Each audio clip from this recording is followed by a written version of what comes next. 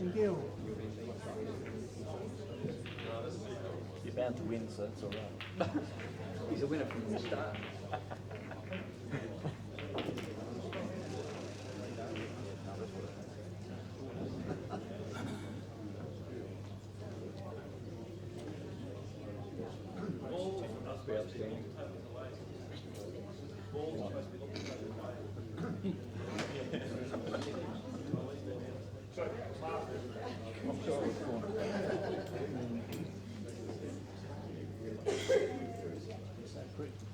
Yeah, well, that's it. Good morning, ladies and gentlemen, and welcome to the Commercial Club here in Albury. We're about to have an exciting singles session. This is the grand final of the three singles event at these national titles this year. It's my pleasure to first of all introduce the Masters Singles finalists. The first competitor, he made his way into the final by defeating Ian Will from the ACT in the semi-final. Ladies and gentlemen, let's hear it to no stranger at these national titles, his first Masters, Michael Delahunty from South Australia.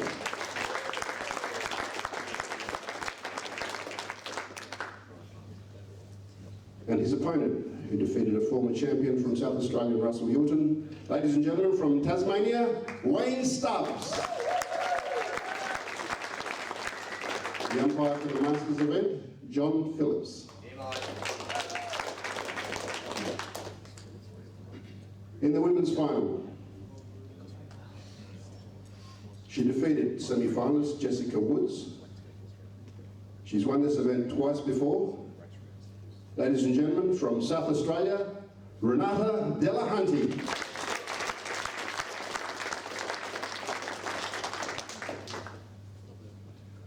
This final is an all-South Australian affair. She defeated Marc from Victoria in the semi. She's won this event no less than 6 times. Formerly Lyndall. Ladies and gentlemen, Lyndall Morphett from South Australia. And the umpire, Katrina Defina.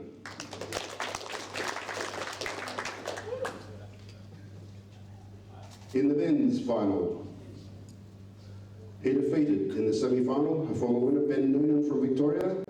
Ladies and gentlemen, he's the number 3 seed. He's been in the final a couple of times before, looking to win the title. Ladies and gentlemen, Steve Woods from New South Wales.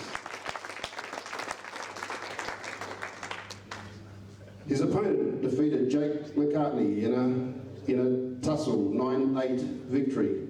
Jakey from Victoria. He is the defending champion and the number 1 seed, Michael Scerri. Just like to announce that tournament director is Doug Percy, the adjudicators, head adjudicator Greg Dingle, Gordon Males, Laurie Ryan, Lance Ryan, Alf Spiller, Andrew Saltmarsh and Tanya Ahmad.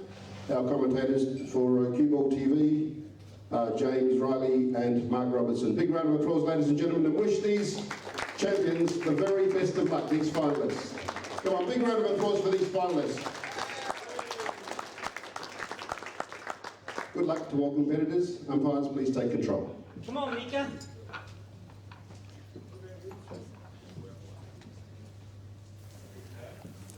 And Good. we are away. Good afternoon, ladies and gentlemen. This is Marc Robertson, joined by James O'Reilly in the commentary, bringing you the live action of the 2015 Australian 8-ball titles, the Singles, Women's Open and Masters. James O'Reilly, how are you? Very well, mate. I am a bit tired after a long trip up the Hume this morning, but great to be here. Well, I do know you've been riding your bike a lot lately, so how long did it take you to ride up here? 11 hours. Ooh, 11 No, I hours. borrowed a car. Well, it should be a trip well worth it. We've got 3 very, very good finals happening at the moment. This men's final is going to be a cracker between Mick's in form, playing probably the best pool of his life, and Steve is feeling pretty fantastic after maybe one of the best wins he's ever had against Ben. Yeah, he's probably actually been the best player up here from what I've personally seen, and he proved that in a 9-2 demolition over Benny in the semis. And we've got Woodsy at the table now, having a dip on reds. So we've got Carl in the background here, just trying to make things difficult for us. There we go, puts the hand up. So we're mainly going to be focusing on the men's match, but we will show you lots of coverage and keep you updates on the other 2 matches as well.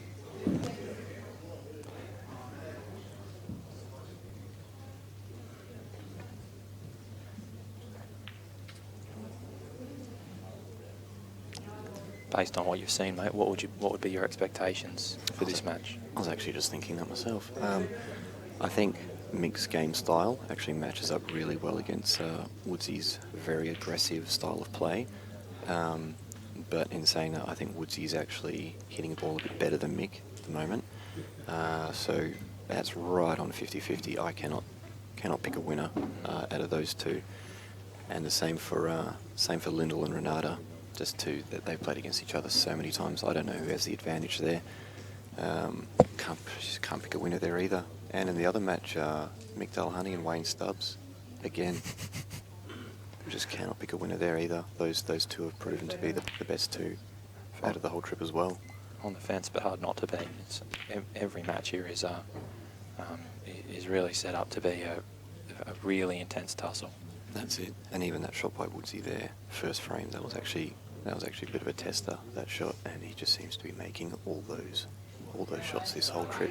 He shot about 69-70% in the stats, and he's in the final too. So absolute, really consistent 2 weeks. This shot's going to be an interesting one. Is he playing this with the right hand side and trying to put the top red into the opposite pocket? Yeah, he's checked it up. He's done well there because this cloth is all still new. It's had a couple of weeks of play. That would normally grip a little bit more than normal.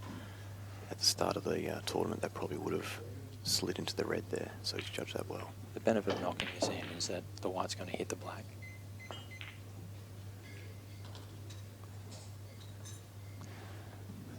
And this is just one of those classic testers that I think both players are going to have for the whole match. They're going to have to make these kind of shots in order to win the title. So this is the first one of many. He may even take it to the bottom right corner. Be flirting with the in-off here. That's why he's playing with bottom. We're only a few metres away from the table, so we actually have to talk pretty quiet, especially when they're down on a shot like this. 30 seconds.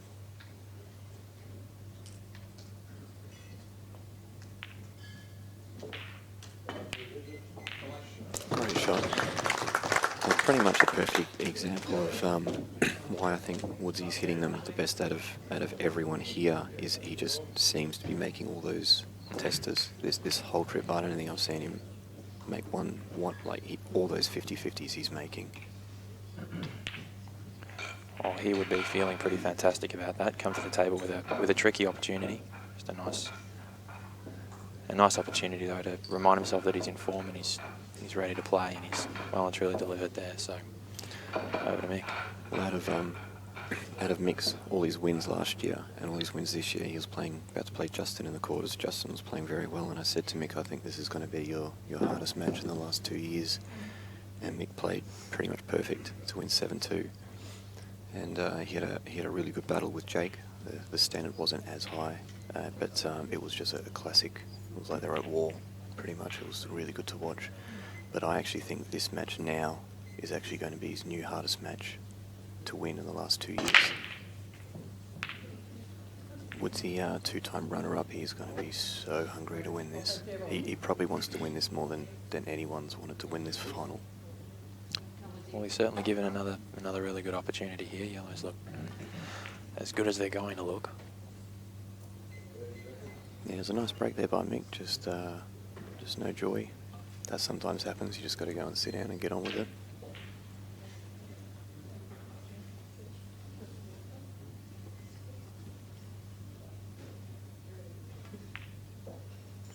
Yeah, that black goes in the middle quite nicely if you just land, if you land nicely on it, the black goes quite nicely in the middle, so pretty much his only ball he's got to really navigate to is the yellow on the right rail on the side, but he's got a couple of nice yellows to land on that too, so definitely going to back him to make this out.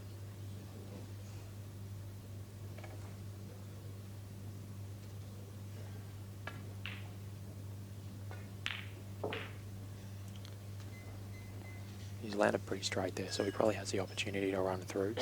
Alternatively, he can, I think he'll just run through and take that tricky ball now. Yeah, that looks pretty good.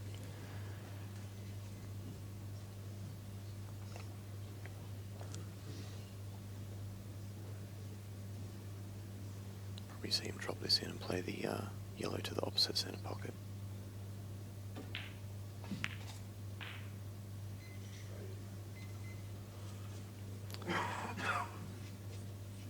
Woodsy has played at a really nice rhythm this whole tournament. If you had a stopwatch on him for every shot seems to be pretty similar, whether it's easy shot or hard shot. That's exactly what you want.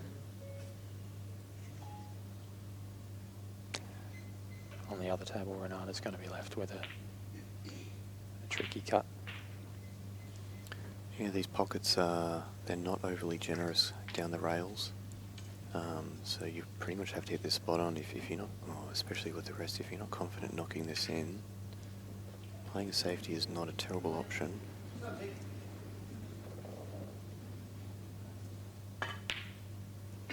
Woodsy's underhit that. Renata's sort of gone for a bit of both, sort of tried to pot it with a little bit of safety in mind, probably needed to commit to one of the two. I think with this angle Woodsy has, I'm not sure if he can play it to the centre and hold the white.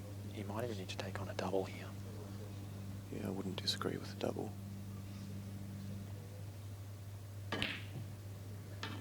That's a great shot. Nash, he's done this for 2 weeks. He's this is the previous to this. I think the best I've seen him play was maybe even in Darwin, or even like 8 or 9 years ago. I thought he was actually playing his best ball, but now he is determined. He is so hungry to win this.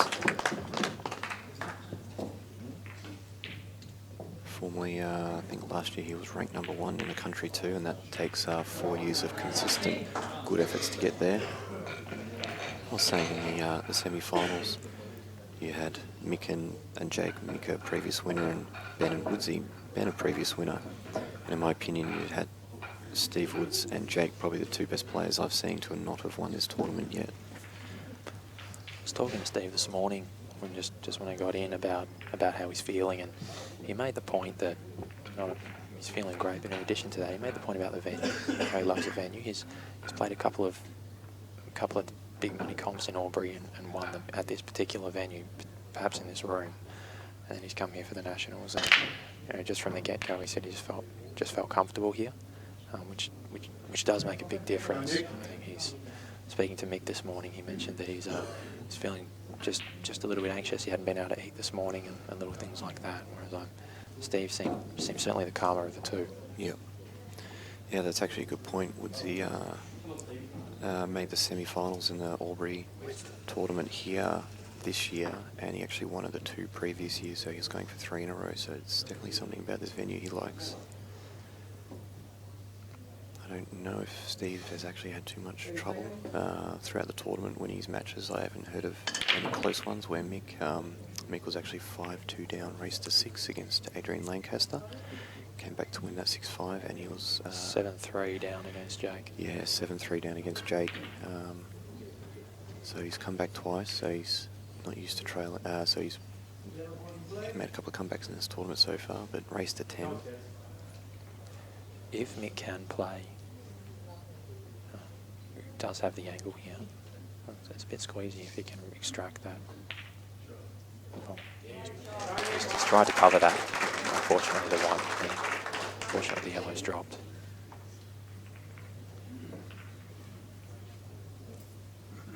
Yeah, you certainly won't see Mick shy away from a tactical battle with Woodsy. Woodsy's one of the more aggressive players. He just likes to have a dip.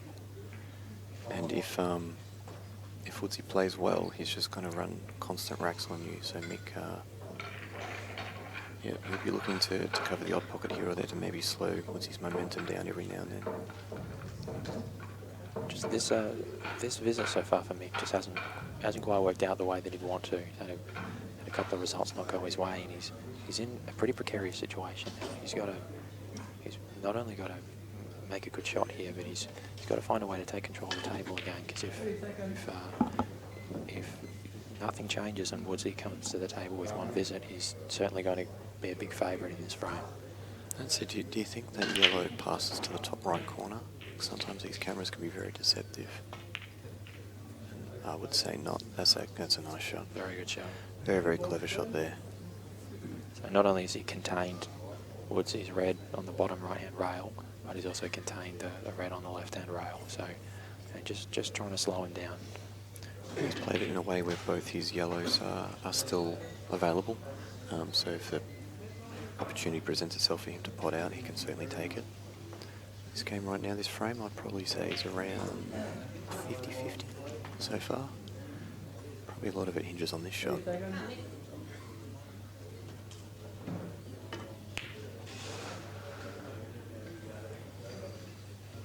Just a nice attacking safety there. If that goes in, then there are a lot of options. But if he mix at the table now, there's not a lot he can do. There's not a really obvious potting opportunity here, and if you miss and move the white out to the middle of the table, it's a risky position to be in. I think you've already seen a couple of different styles of safety they've both played. Mick has played more of the negative safety, as in to slow your opponent down and wait for them to make a mistake, where Woodsy is looking at playing the more positive safety to free up his dead balls as fast as possible so he can pot out as soon as possible. So nothing wrong with either type of safety. But I think you'll see that style a lot throughout the course of this match.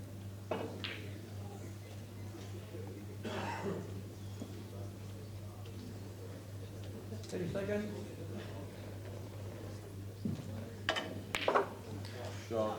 Woodsy will be having a dip here, and I'll actually back him to make this out again, because that red that's next to the black will go to the bottom right hand corner pocket, and he'll have a very nice angle to bring the white off the bottom cushion and into the yellow and probably into the red, freeing that ball up, and he's got 4 nice reds to get set up for that shot.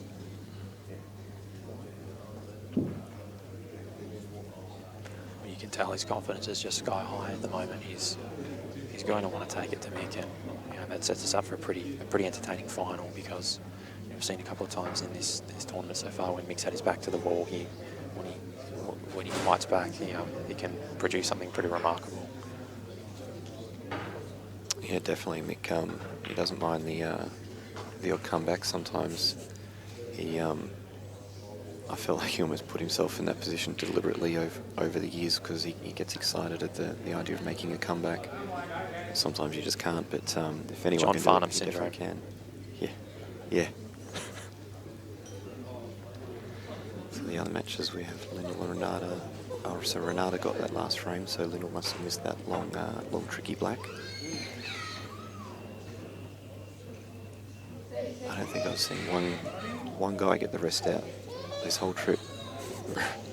Second frame, Renata's got it out for the second time.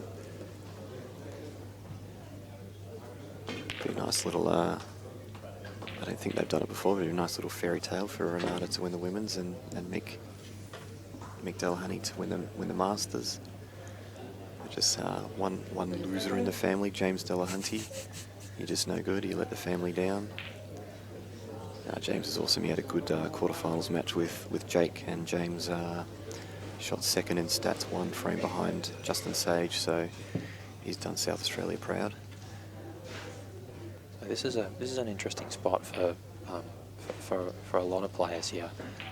A lot of players will try to take all the balls at the top first and then move down the bottom, but Woodsy's taking this the correct way. As you said, he's going to take this red next to the black into the bottom right-hand corner pocket. He's going to send the white ball off the bottom cushion and crashing into that yellow and red to push them out. But the benefit of leaving that one red in the middle of the table, even though you have to go up the other end again to pot that ball, just in case you don't land the way that you want to. And after saying all that, Well, he mustn't have. When I looked at the camera, I thought he had perfect. Oh, he was actually in two minds there. I'll explain sort of what happened there. When I looked at the camera, the same as you, I thought he actually had perfect angle, and I thought it was. And when you're explaining what he should be doing there, it was totally right. But then I actually had a look at the table, and I saw that the angle wasn't quite right.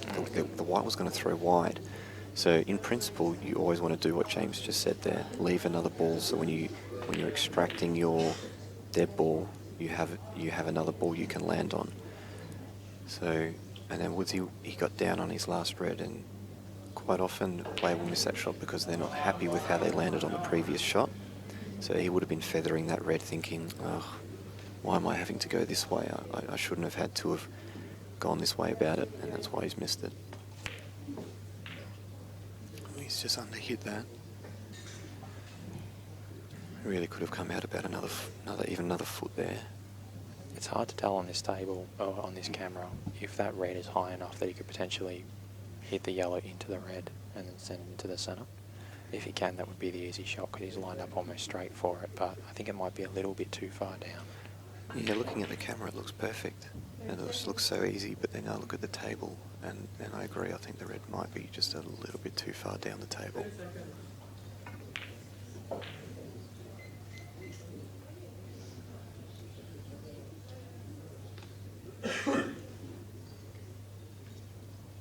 Two cushions. Nope, not quite. A little bit too much bottom there. Still, it's going to be a tricky opportunity. He's going to have to bridge over that black to make this pot. But if he does make it, then he probably doesn't need to worry too much about the white. He should be able to play he can play the black into 4 pockets above that. If he gets the right angle, he can play that black into the centre on the right. It's quite amazing. I look at the camera, and this looks like a really easy shot. I look at the table, and I'm telling you now, you'd almost want to be playing a double. Like, this is a really, really hard shot.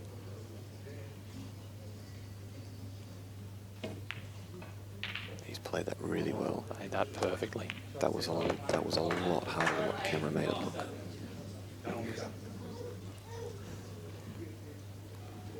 Even this is one of those testers.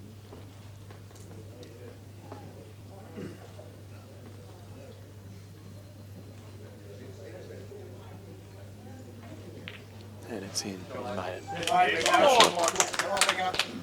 on the old practice table. You just get down and knock those in like absolutely nothing when you're trying to win your first frame in the Australian title. When your opponent has shown good positive pull, those are tough. Renata taking a 2-0 lead. Do we have a score for the Masters, Dan? Let's see if we can see from here. 1. Just confirm that now.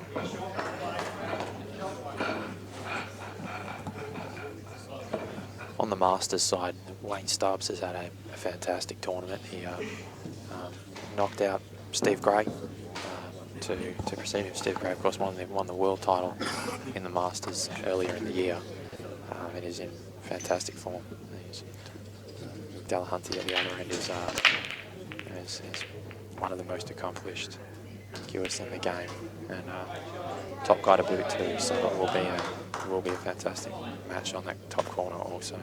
Well, as you mentioned, the top corner one. This is for Wayne Stubbs to go 2-0 up on Mick Delahunty. Another cracking break there by Mick, I think that was, but no ball again. I think Woodsy's been to the table. This will be for the 4th time. First visit 4 times. So if Mick can win this frame and be 2-all, you'd definitely be happy with that result.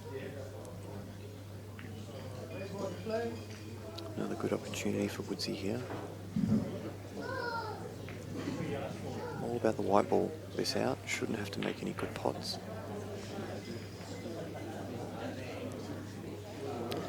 He may even sort of try to come sort of into the middle of those cluster of yellows. They're sort of like almost making like a square. I really just want to try and get the white in the middle of that little area. That's that square foot. May try and do it off this shot.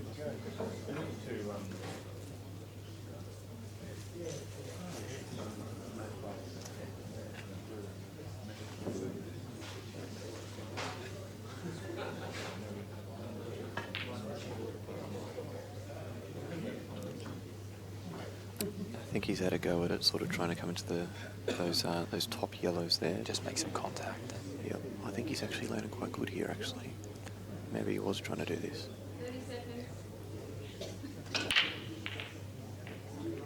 Played that very well. Yeah. So he's left with a very good opportunity now.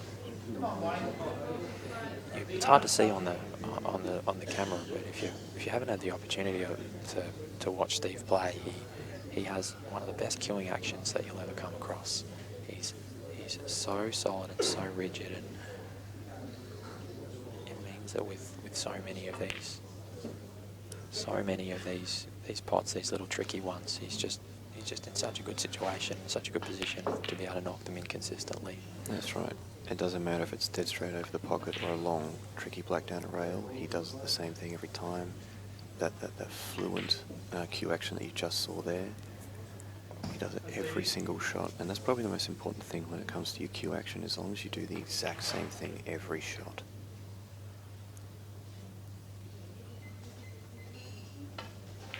That's what he does. It's sort of, oh, hang on. And that'll pull up just. Just as soon as he hit that, you could tell. Yeah, he does this sort of this 1, 2, 3, and then slight little pause and then strike. Boom, like that. Same thing every time. Watch when he gets down here. Don't make me sound silly, Woodsy. Just sort of like a 1, 2, 3 little pause strike. 2 little pause. There. That was 2 and a little pause strike. But some people take 7 feathers and then the next shot they'll take 2 feathers, and very hard to gain rhythm there. Well, so far it's been a great start for Woodsy in particular. But as you made the point, being first to the table on all 4 frames. I'm pretty sure all 4 frames. If you told Mick 4 frames in that he was going to be second to the table in every frame, and you're taking a 3-1 deficit, it's not the end of the world. That's right. There's a lot more pool to play, and certainly there'll be a lot more opportunities. And Mick is playing well when he's down on the table. That's why the race to 10 is so handy. Earlier on in this tournament, it's race to 5 and 6, and so if you're looking at the scoreboard, it's 3-1 down first to 5. It's can get a little bit scary, but race to 10. Race to 10, more than 9 times out of 10, whoever wins was the better player. Except when Rusty wins, he's just lucky. So having played the whole tournament, mate, what's been your review of the Albury Nationals? Very successful, I feel. I haven't heard anyone complaining about anything. Everyone's getting along. All the different states are mingling. There's a few clubs and pubs and restaurants and stuff like that around. Personally, I actually really like Albury. I feel it's a very laid-back place. So everyone's had lots of lunches and dinners together. Standard pool's been good. Yeah, I'd be happy if the Nationals was here every year. I think someone said that on Facebook, and I'd be happy with that. That it's only a 4-hour drive away. Doesn't hurt. No. There's something about the Nationals in particular, the couple that I've been to in Melbourne and Perth, right, because they're in really big cities. Everyone's out doing different things. They're at different bars. They're eating dinner at different locations, and pool players are incredibly lazy, and trying to orchestrate everyone together at the same time is almost impossible. So what happens is you do tend to miss out on that camaraderie, and then you're just enjoying being around with everyone. The Darwin Nationals for me was one that was an absolute cracker, because everything's just contained on Mitchell Street, so you end up just all hanging around, going to the same bars, doing the same stuff. And that's right. Everyone, there was sort of like a standard pub everyone went to. There was the pool downstairs, so that was everyone's pool. It's just good. It's just good to have those neutral communal meeting places. Everyone just sort of hangs out, because you don't want to play your games and then everyone goes back to their hotel room, or the Vics go here and the WA boys go there, and that's not what Nationals is about. Nationals is not just about trying to win some trophies and titles. It's about catching up with all the people that you get to see, once or only twice a year, that you've known for a very long time. I've developed some really good friendships over the years with a few of the boys. First one comes to mind is like Dax Wasley. I only get to see him once or twice a year, and we always have a great laugh together. So Nationals is a lot about that as well. Well said. Been an interesting start to this frame so far. As you mentioned, there have been a couple of little safeties, but there are a few very defensive plays from both of them here in the right shots. Mick obviously just snookering Steve. Steve gave him 2 shots. Mick didn't want to take those 2 shots and take that opportunity, so he's just pulled up. Yeah, it's a very, very fine line between playing the right textbook shot for that visit at the table, and showing, you sort of want to get the balance right between showing your opponent that you are going to take the balls on and put him under pressure, and at the same time trying to play the right shot. It's a very, very fine balance, and probably the 2 guys I think who do that the best is probably Jake McCartney and Justin Sage, in my opinion. That they have that balance very right of, you think they're playing a bit negative and they're not going to take the balls on, and all of a sudden the balls are now in the right slight position for them, and then they go snap, and then they pot out on you, and you're like, oh, I thought you were going to play another safety.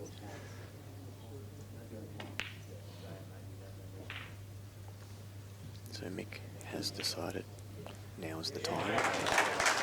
That red, we are right behind that red, and that's right next to the black, and it looks like it does go to the centre on the left-hand side.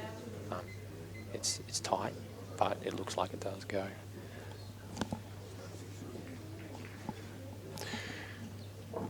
The legendary JR has just informed me that Wayne Stubbs has gone 3-0 up. Yeah, it's funny on the camera, that red next to the black, you would say he's no chance to go to that left middle, but like James said, if you hit it all right, it definitely will go in. This shot's going to be a big one. Mick's got to make a decision here. Actually, there's no decision to make. He needs to hold the white. He needs to leave the white high of that second red next to the black. Do you think he's going to screw it off and cushion into the black? No, I think he'll try to hold. had to clip the black there. I probably preferred your option of holding, but Perhaps with the angle he wasn't able to do it. yeah, Having said, one of the benefits here, we're looking at this this cannon, which he is likely to play. He doesn't have to hit the red as thick as thin as if he were potting it.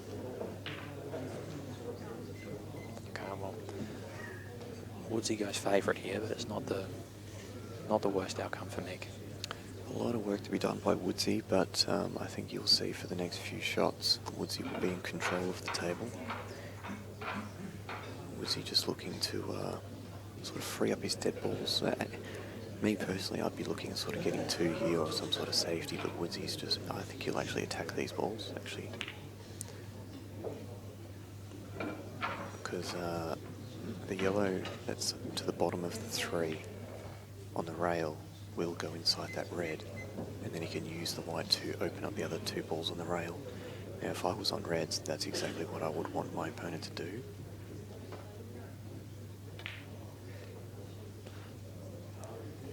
So this is what I meant by Woodsy's more aggressive style, but if Woodsy's playing well and makes his shots, he is so difficult to beat, because if I was on reds here, I'd be expecting to get another shot. Probably not a nice one, probably snookered or something, but still another shot. Where Woodsy can just keep you off the table, keep you cold.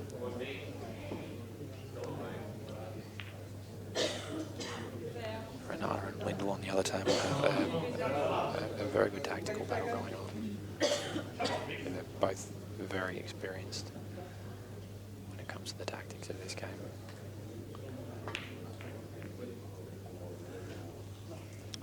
That's that camera angle again. You just wouldn't think from that camera angle that yellow would pass to the bottom corner, and it did quite cleanly. Woodsy's tried to bump open those yellows, but he just hasn't got the contact that he's looking for.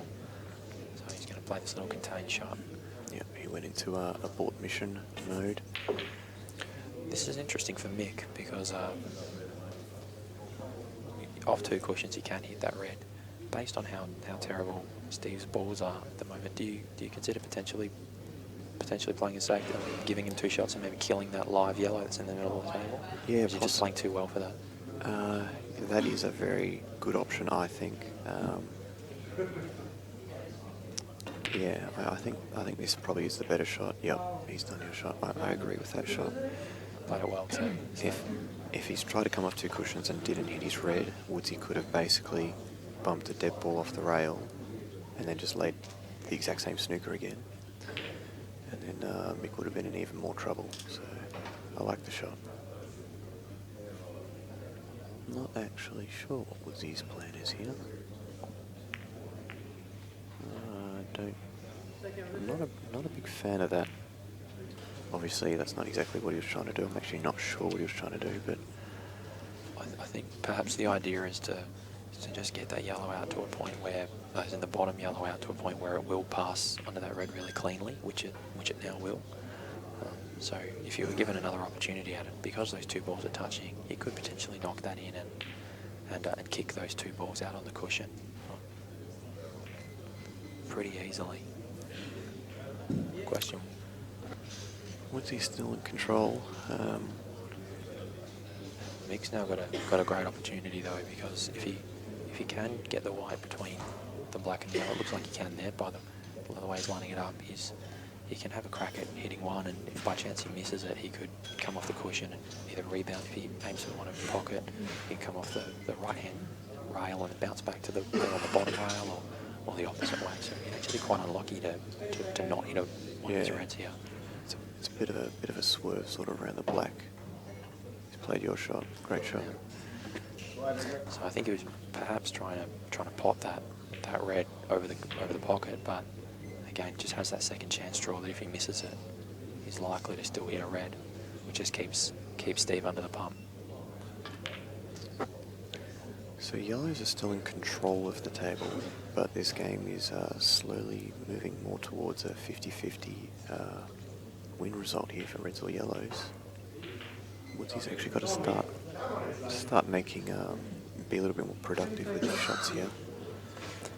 So many respects, these frames, there might only be a handful of them, but these frames are just going to be just critical for whoever wins this, because their firepower, both of them cue so well, both of them are potting so well, both of them are so confident when they're amongst the balls. So it's just going to be, winning these frames may potentially be the difference between winning the title and not. Well, a huge part of both their, I wouldn't call it their game plans, but maybe their strengths is Mick has the advantage in these sorts of games, only a slight advantage, where Woodsy, with the way he's playing, I feel has the advantage when the balls are there and more in the open. So when it comes down to these frames, I feel Mick really sort of needs to win these frames to keep up with how Woodsy is cleaning up the tables.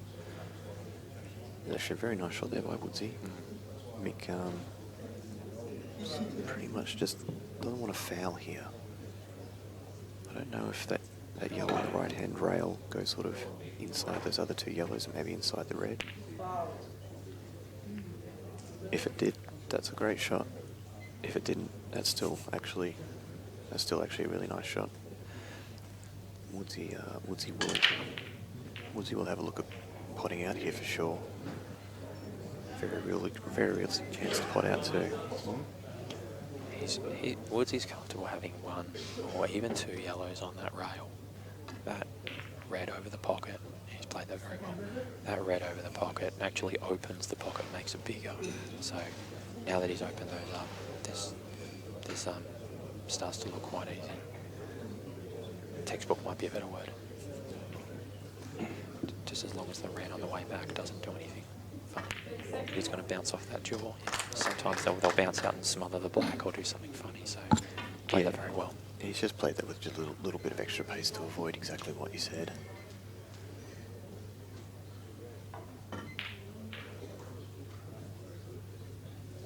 He sort of just wants to land sort of like straightish almost on this yellow. The last thing you want to do, what a lot of lower division players will do here, is sort of just get down and knock that yellow in, just roll it in and leave the white where the yellow is, and then walk around and see that now when they pot their last yellow, the white's going to go into the red. But you see Woodsy has really put in a lot of effort to bring the white down the table and sort of get it straight. No lazy pull here.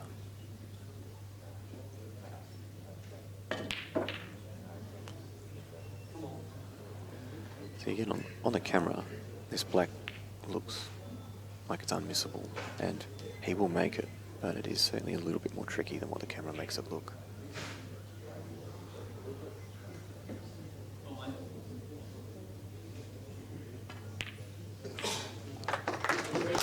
Fallen to Woodsy. How would you sum up the match so far in these 5 frames? It's been a tricky one. Naturally, I want Mick to win, being a really good mate, but Woodsy is playing an incredibly polished pool at the moment, and Mick's certainly got his work cut out for him. The momentum's definitely with Steve too. Sort of felt like that frame was a really defining moment in the match, or could potentially be a defining moment in the match. So Mick's really important that Mick responds here. Yeah, the run of the balls, if you would call it, has sort of gone in Woodsy's favour, but those little tricky chances, the little 50-50s, Mick has had a couple of them, and the scoreline could be even 3-2 in Mick's favour, or maybe even like 2-3 in Woodsy's favour. So Mick's had his chances to make the scoreline a little bit closer, but I think this is the first time Mick's been in first, so let's see what he does with it.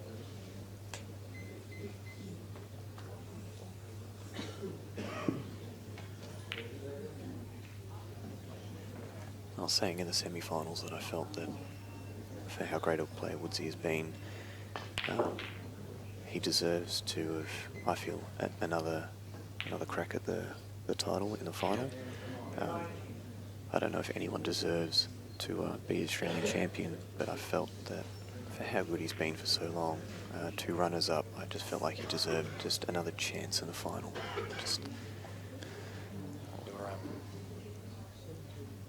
We were lucky or unlucky enough to be there in 06 with that moment that, if you were there or heard about it, it was very fine difference between winning a title and being a runner-up. So I completely echo the sentiments made. He's certainly put in and had a lot of success in the game to not be an Australian title holder. I think on the other table we've got Wayne Stubbs putting on a clinic. That's a nice shot there by Mick. A little bit of a white ball recovery shot. Now he's going to make the decision if he can't play a double because the red's in the way, unless he can leave that now. But he'd definitely be looking at either landing on that block down the rail or the extraction. I would say most likely just land on it and just knock it in. Stubbsy playing very well and has proven to be a bit of a crowd favourite. I think this is to go 4-0 up on the legendary Mick Delahunty. Oh, just not enough the middle, does not. Oh my goodness. Did that rock away? Wow. Only Stubbsy's willpower there kept that out. But you couldn't see, but I had a look at him, and Mick and Stubbsy had a bit of a laugh there. So known each other a long time, those guys, and that's sort of what I was talking about before. It's not just about winning or losing, it's about having these great matches against guys you've known for decades. So then both the boys having a little bit of a laugh. Mick is going about this out really well. Those last few balls have been negotiated really well. This is a great opportunity to peg one back and just stem the tide a little bit. Well, that's perfect. Well, you play this in or over, but definitely, obviously, the pot priority. Yep. A little bit of nerves as the black hit the cushion on the way down. You could tell that how Mick stayed down on the shot. He just wasn't sure. He was like, that should go in, but I'm a little bit nervous. Oh, thank God that's gone in. So Lyndall trying to stop Renata's run here. Got the last frame to go 1-2 down. Good chance here to go 2-all, just wanting to stop the white dead in its tracks here.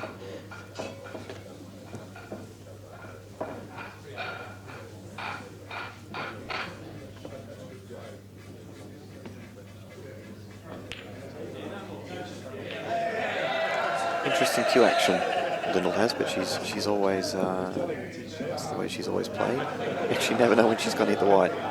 Oh, that's not a good shot. Was there a kick there, or was that just played too lightly? The pace she hit the white, I felt like was quite. Maybe she's got two, but the pace she hit the white, I felt was definitely too slow.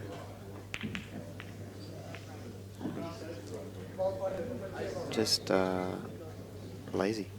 That was just lazy. She put all the effort into that long red, and then she got down, and she did.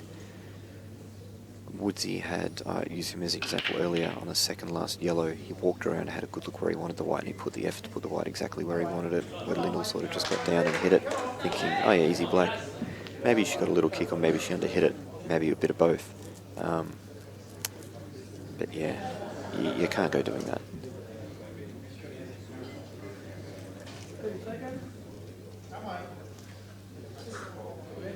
Just looking at the YouTube comments here, someone's made the point, foul with Scerri touching the table before that ball stops rolling. We'd love to have seen that called. What's that? Mick's done that a couple of times this Nationals. I watched a match yesterday. I think it was the match against New South Wales in the prelim, or the second semi, and his opponent played a shot where the object ball was rolling down the table, and Mick approached the table and immediately put his cue on the table as just approaching, and obviously the visit was turning over to Mick, but the object ball rolled for another maybe 2 or 3 seconds, bounced off the bottom cushion and rolled back. And I think he does it quite a bit. He just tends to approach the table, and especially when there's a snooker or whatever, he might just approach a table and just rest his cue on the table. Yeah, he hasn't been called for it, but I've seen it a couple of times now. So well spotted. I've actually I've seen that too. It's the polite way of saying like good shot, like a tap at the table. They often do it in snooker, and I think snooker's the same rule as well. But no umpire's ever going to actually call it. There's probably a lot of rules in this game that if you read the rule book, Mick right now is actually unwrapping a muesli bar. That's probably against the rules. Not allowed to eat while you play. Foul 2 shots. You know, he's got a towel in his hand. Is that conceded as throwing in the towel, conceding the frame? Like, there you basically can't do anything without it not being a foul somewhere in the textbook. So good luck to any umpire calling a foul on him for that. But I think the other one is when you say put the black and the white ball still rolling and you start getting balls out of the pocket. Which everyone does. I don't think it's actually a foul. I spoke to Millsy about this years ago, and he said it's not a foul, but other people seem to think it is, but no one's ever called it. Yeah. So, well, that's not true, actually. It was called once. It was called at the Geelong Open maybe 2-3 years ago. There was a match with James Mifsud. Was it James? Yeah, I'm pretty sure it was James, and he was playing. He might have been playing. It was a Vix versus SA match, and it was a money match, and it might have been a race to 11. Lyndall has just made a fantastic up and down to knock in that black. It was a race to 11, and James was just in the habit of just kind of knocking in the black and then immediately reaching out into the pocket. And Russell Ewan was umpiring and gave him a warning, and then he did it again and gave him another warning, and then the frame after he did it again, and it was Steve Mifsud, I beg your pardon, and Russell said foul, and after a discussion, the frame was awarded to his opponent. So. well, I guess if the umpire gives you a warning, it's the same as the chalk on the table. It's actually not a foul to have your chalk on the table, but if the umpire warns you to remove your chalk off the table, then you actually have to do it because I think it falls under the category of using it to potentially line up angles and stuff. So that may be a bit silly, but if the umpire does warn you not to do something, have respect for the umpire and just simply not do it. Mick actually had to forfeit a frame in the semi-finals against Jake. I don't know if you saw, but every player was warned quite sternly that if the white ball is travelling to, say, go in off, and you stop it on the table, even if it's an inch from going in off, it's actually loss of frame. It used to be a serious foul, but now it's loss of frame. And Mick was 3-1 down against Jake and stopped the white, and then he had to concede the frame. Now, Jake was going to get 2 shots, and he had a very, very easy out, which actually ended up keeping Jake off the table. But that was interesting to actually see it get enforced in a semi-finals of the Australian title, so there you go. Typically, they only need to get enforced once. Yeah, everyone will know now. I think this is still off Woodsy's break. Obviously, he's decided to have a go at the out. Certainly is off his break. It's taken him a bit longer, this out, though. I haven't been watching in great detail, but... What he would have liked is for that white ball to just be a little bit off the cushion, to just allow him to... Having the white ball on the cushion makes this shot a lot more difficult. Not just with the weight, but also just making sure the white... He's got to knock in this ball to the centre, and he's got to have the white bounce out enough off the cushion so that he can take that next red. This is what's his beautiful cue action to help him there. It needed to be quite a distance off because he needs enough angle so that when he pots this red, he can develop the black.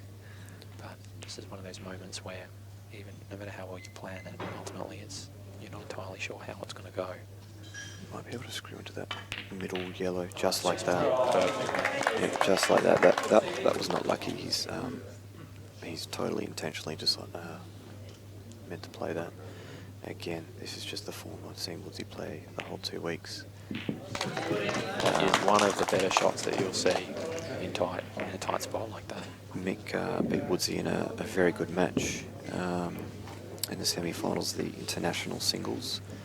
So Woodsy made the semis in that, and he actually had to win 2 matches to make the semis in that, but he's had to beat Rusty and one of the English professionals, so 2 world-class players to do it. And like I said, shot just about 70% in the teams event, and we played them in the semis yesterday, and I think he won 3 out of 4 and made 3 outs. He was definitely their best player in the semis there too, so probably over the whole overview of the trip, probably the most deserved player to take out this title. But Mick will do absolutely everything he can to stop him, and he will never give up too. If he goes 9-2 down here, in his mind he will just think of how epic it will be. There'll be stories that will be told for generations of the comeback of Michael Scerri Sit down, little Johnny. Let me tell you a tale. Just didn't quite get the right contact off that break, but he's still first to the table again. Love yellows. Just gotta find a way to get on them. Yeah. I think you have to take yellows here, just simply because of that yellow in the bottom right-hand corner pocket. If you choose reds, you'll instantly have your hands full the whole match. Yeah. But this is not an easy shot. Might have to play this off the rail into the red, into the pocket. It's hard to tell. It looks like cushion first. Yeah, beautiful shot. And he's put the red on the cushion. That may not seem like a major thing, but 10 minutes from now, that may cause to be a little problem for Woodsy. That may even turn the frame around. So Mick just putting all his efforts into the pot there, wasn't overly concerned about the white. There's no pot for Mick at the moment, it doesn't look like. Just doesn't want that to sit high. Yeah, that should be good. Alright, yellow's in commanding position here. Now these are the frames that Mick absolutely has to win.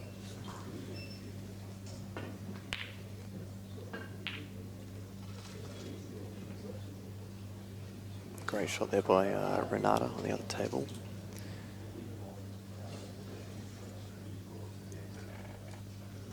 And Stubbsy still, I think 4-0 up in the Masters.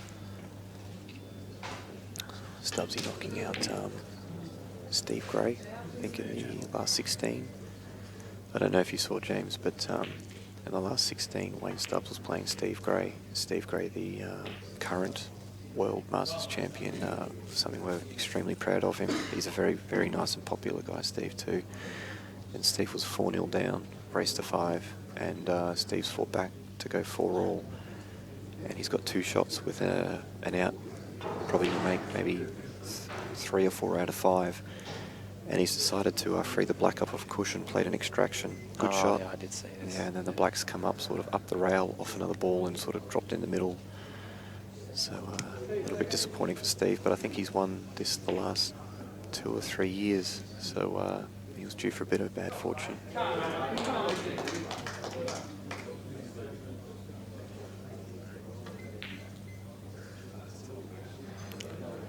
That is a very good shot by Woodsy. Yep. The reason it's such a great shot is because it puts Mick under the pump again. Now that Woods has just managed to push Mick's yellow out of the way, so that there's now a path into that pocket. So Mick now has to be really effective with this visit and do whatever it is he intends to do. I mean, I don't feel like there's an out that he can play right now.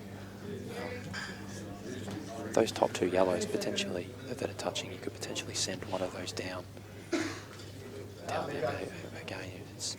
And that would be part of an out. You may even try and free them up off this shot. Oh, he desperately needed to free those 2 yellows up off this shot, and the out was actually very makeable there if he freed those up, but he hasn't, and he was sort of banking his game plan on that.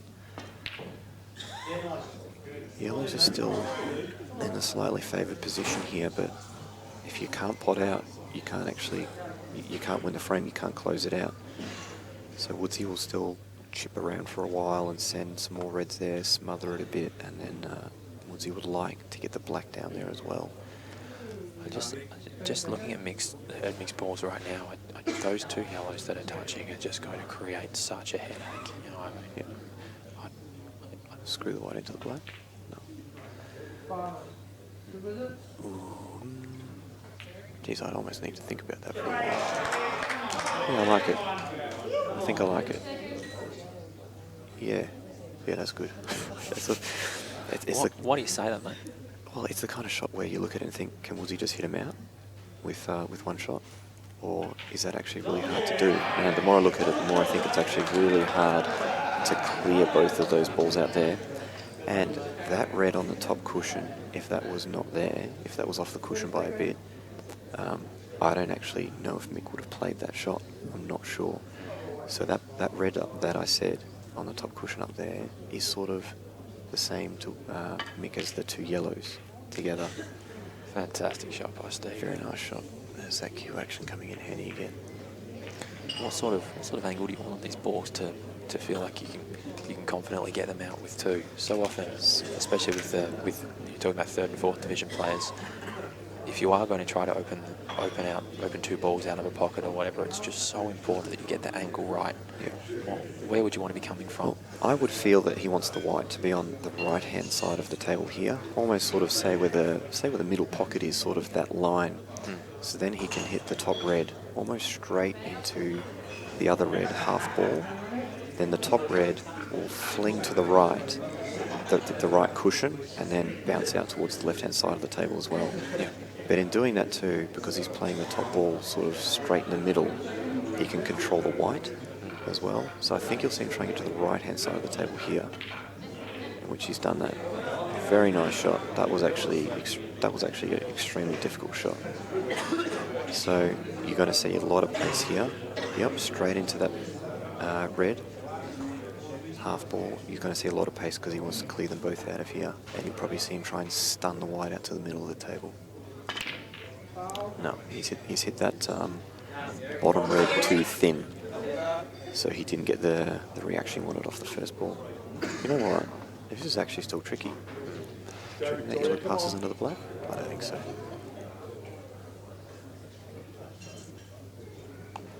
I don't think either of those two yellows go to the centre. It's hard to tell from here, but potentially the bottom yellow, like the one closest to the rail, might sneak in.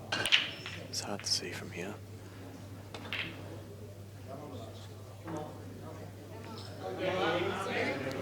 Not a bad option. Actually, It's actually worked out very well, because if he can roll his yellow in and leave the white on Borg, perhaps pretty much where it is right now or close to, he can pot that top yellow and just push into the red. yeah, I think it's turned out very well, because even if he misses this, that red's still a bit tricky. It does go to the right middle there, so really doesn't want to miss it. I don't know if he missed that or if it drifted out. I think maybe a combination of the two. I think if the table rolled favourably there, it would have dropped. But I think the table just caught him a little bit. May see Woodsy try and maybe hold on the black for the red in the middle. It's very hard to tell by the angle here. It's the kind of shot you need to almost be playing to actually know. What would you do here, Jimbo? I don't think you can hold it. I think the white has to go into these balls. I don't think you can hold it on any angle to if you don't make contact.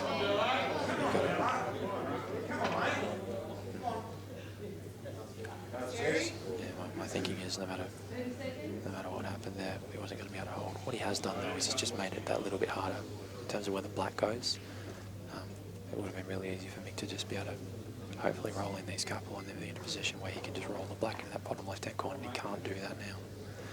Having said that, I still back Mick to go game here. His only tricky yellow is the bottom yellow in that cluster of three balls, and he can get on that pretty easily just by knocking in that top yellow into the bottom right-hand corner pocket and the white ball just moving into that red and pushing it.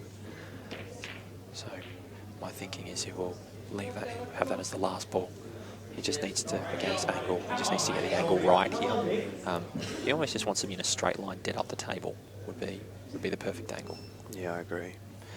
This is probably the key shot here, because if he lands nice here, every shot from here on should be basic. Oh, that's too much. He won't be happy with that unless he knows something we don't. So it's just one of those horrible angles where he's just off straight, and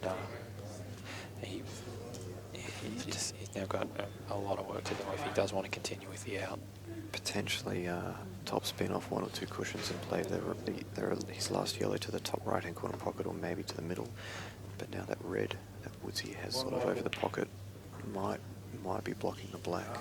What he can do, which is a really defensive shot, but if he just doesn't feel like he can make it, he could potentially just lay up and just leave the white right touching Woodsy's red right now, and open his two yellows. Yeah, nothing wrong with that at all. Yeah, which is what He's that's what he accidentally intended to knocked it do, but he's knocked it in. So the hole gets a little bit deeper. He may be able to sort of play a similar shot to what you were just talking about, sort of bounce his red out to the sort of the pink spot on the snooker table and leave the white sort of on the red. Woodsy will be able to play a controlled safety, but Mick will most likely be in a better position than he is now. Could he play a double to the top left-hand corner and just stun the white to be touching Woodsy's red, or really close? He could do that, but you just don't want to be vulnerable to easy snookers behind the black. That's true. And he really needs that yellow to remain. I think that's in. Oh, what a great shot. So if this black's on.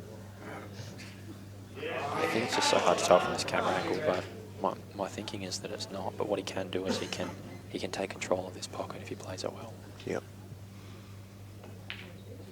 This looks like he's aiming high. No, he's not.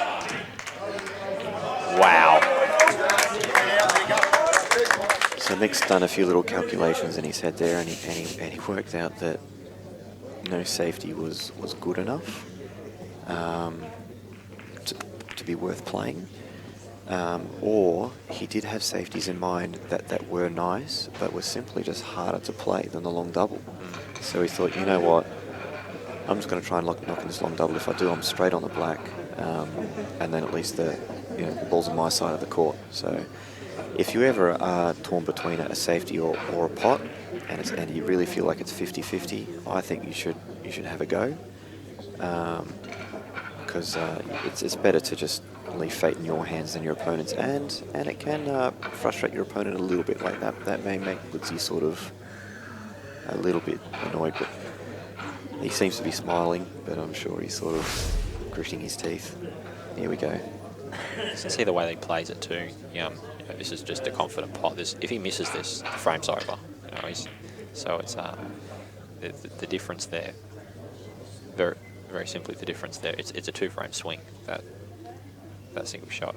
It's 6-2 or 5-3, depending on whether or not that ball goes in. So it's a huge ball in context of this match. So considering the run of the balls is in like who's been first in, and Woodsy's made a lot of sort of nice good 50-50 outs. 5-3 is probably not a terrible result for Mick. I almost feel like it's a justified scoreline. I think you're exactly on the money, man. I think that if you had to watch both players without knowing what the scores were, make an assessment, that would probably be on the money. Yep. So if that white was anywhere on the table, this frame would be over. Lyndall has missed a fairly straightforward black to the middle. Seemed like she jumped on it a touch. Renata will be looking to capitalise on this one. Woodsy is going to back his queuing and his potting and take on this long yellow. This is the brave shot. And not rewarded now. Let's say Mick misses that long double, and Woodsy just pots that last few balls in the previous frame. I think Woodsy is a little bit more chance to have knocked that in. It's funny, just little things can play on your mind.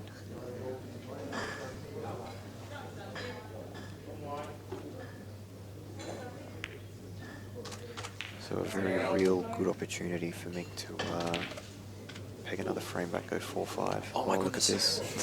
Oh wow. That was almost a very entertaining result for Lyndall. This is a really interesting point in the match, because both players have now settled in. Both players are feeling pretty confident. This is a time when some of those little errors can come to the fore. Just a little bit of carelessness here and there with different shots, and before you know it, especially at this level, those couple of errors, suddenly you're 2 frames further back than you wanted to be. So this is, in terms of concentration, when you've got 2 hours of pool to play or more, these middle sessions here, where every visit is just as important as when you started, very much becomes a war of attrition in terms of who's going to focus more and get the outcome. That's it, and the more momentum you have in this game, the less effort, just the easier things seem to be. So if the thing out that Mick's got here, if he had ran the last couple, this is extremely easy, and you just go about it like it's nothing. But because it's been a little bit to and fro and a bit tactical, it seems to take more effort and more work than what it should be. Just then, he's working out sort of the little areas where he wants the white, where's good for him. I think you'll see him play this off two cushions now. Just a 3-2 up on the other table.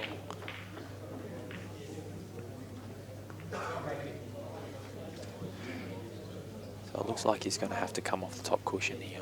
It's just a little bit too much angle, so he'll be... Oh, is he just going to drop this in there? Played that well, giving himself the option of both balls, which makes sense. Every now and then things just don't go to plan. You might get a little kick or whatever it would be. So when you can land in an area where you've got multiple options, just minimises that chance that you're going to be snookered with one ball remaining or 2 balls remaining. With this way, this is pretty much his black ball. If he lands nicely on this yellow, he can pot it and easily float down for the black. But me personally, I don't know if I would have gone that way. Because if you do land a little bit funny on this yellow, it's very hard black to sort of land on. I actually would have taken the one to the middle first and then potentially screwed off the left-hand rail and come back over the table, which looks sort of like a bit of a flary shot, but you had a massive area to land in, and then it was very easy to pot that yellow to the top left corner pocket and then just stun down for a massive area for the black. This is why I didn't like this way. He actually had to land the white on it's a very exact area. It's hard to tell from the camera angle, but the white is going to travel quite straight down the table on this angle. He's going to be able to push it to the right hand side, but you wouldn't be able to, for instance, get the white on the path down to the bottom right corner pocket. So he's actually going to try to screw off to take the black to the other pocket. And he's played that perfectly. Yeah, he's played that nicely. Just took his time there, just to make sure to not necessarily to tell himself exactly how he wanted to execute it. He just wanted to be clear in his mind that that's the shot that he wanted to play. So he could factor in every decision that he wanted to make, and then he was very clear in his mind. So he said, yes, this is the shot I want to play. I'm happy with my choice, and that allows you to execute it exactly how you want. Delahunty on a comeback. 2-4. Come on, Michael. The Masters are race to 8. The women's a race to 9, and the men's a race to 10. I'm not actually sure why that is. I think actually it would basically come back to what their races were at the start of the tournament. The men's is a race to 5, and then it gradually builds up 6, 7, 8, 9, 10 sort of thing. And the women's and the Masters would be the same, but I think in the earlier rounds they started at a shorter race. So they all accumulated at the same rate. They just started at a shorter race.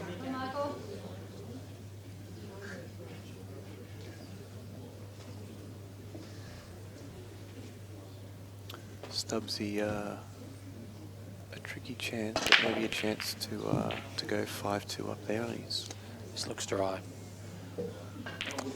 and it is. I think the whites landed well, and reds are much better. Obviously, Woodsy will be looking to take reds if he can, and probably the only tricky part of this out is just finding a way to open that black. The black looks like not from the camera, but from just looking at the table, the black looks like it's probably touching that yellow or really close. It might not even go to the top left-hand corner pocket. So Woodsy will probably be trying to kick that open at some point. He's certainly going to be having a go here. Yeah, hard to tell from here. I'm gonna guess it's not.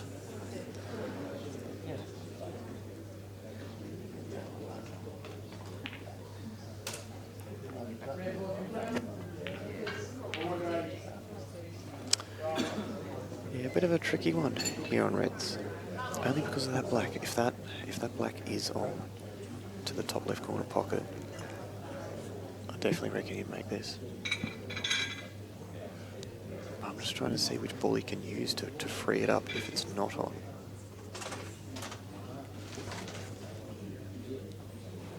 Pretty much need to know. I'm going to go and have a sneaky look. I need to know.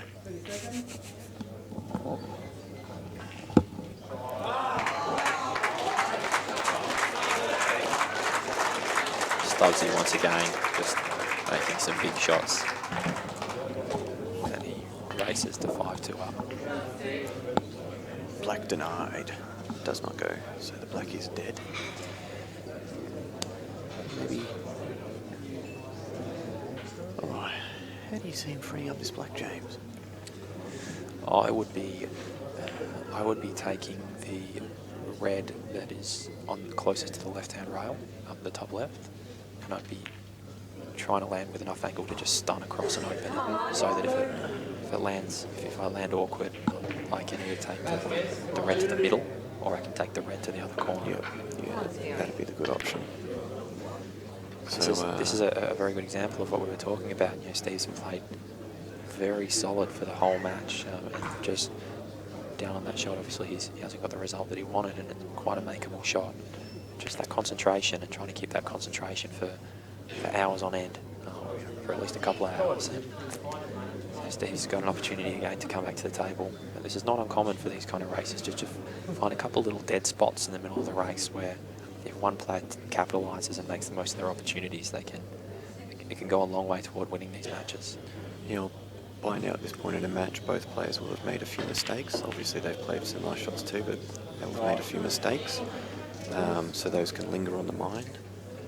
And I've always sort of thought, like, with momentum, it's an interesting thing. If you have two players that are the exact same level and ability and skill and experience, which pretty much these two are, I think when one person... well, it's not quite far enough. I think when one person wins one frame, I reckon it's increased their odds of winning the next frame by about 10%, and it keeps flowing on. If they win 2 in a row, I think it's about 20%, 3 in a row, 30%. So there's momentum there, and you know, if two players are the exact same level, but one of them's won 5 in a row, they're actually like a big favourite to actually win that 7th, just from momentum. Steve's just going to drop this in. So what he's looking to do is he's looking to land. He's looking to land to the with the top ball. If you consider a straight line, he's looking to land to the left-hand side of that, so that he can stun the white across to the right-hand cushion and play the black into the same pocket. So this is, he's going to need to play it just a little bit further. Probably not far enough to be able to get the white across. What he wanted to do was go probably another 6 inches, which would allow him to just roll that ball in and send the white across to the right-hand side of the table. So he's got some decisions to make now. Do you roll through and take a double, mate? What do you think is the best option? Yeah, tricky one. I don't know if the Marcus doubles on. I almost feel if you cover this pocket, you're just going to get constantly snookered. Mick's going to free up his dead balls. I do agree with the more aggressive option here, only because there's still a couple of tricky yellows left, and if you played safe there, then Mick's just going to free up his dead balls and keep snookering you, and it's going to be hard. What he has done is he's almost certainly going to take a double on here. Probably would have liked to be a little bit further, another 3 or 4 inches further down. Possible triple.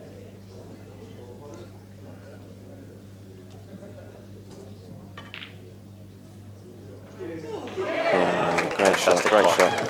So I actually, Mick's one of my best mates, so I want him to win, of course, and he's Victorian. But I almost feel that's squared up the big shot, the big saviour shot where Mick played that long double on the yellow. Now Woodsy's played that extremely tough double on the black. Both of them probably about just as hard as each other. So I sort of feel that squares up the run, you know. Whoever wins this match, I would love to say that the run and the luck and all that was the same. They both had the same opportunities, and whoever won was simply the better player. So I feel that squares that up. So Woodsy just staying in front, just trying to keep that 2-frame buffer. I feel both of them are breaking very nicely. A lot of players, including myself, struggled to break here. What was that, mate? A lot of the players here have actually struggled with the break, including myself. I got to the point where I almost felt like breaking the second ball down or something. Removed the double break from myself from the team's event very quickly and gave it to the boys who seemed to be able to break. It seems the room's divided. Either they're breaking well or they're breaking terribly. And these two guys seem to have been breaking very nicely, just like that.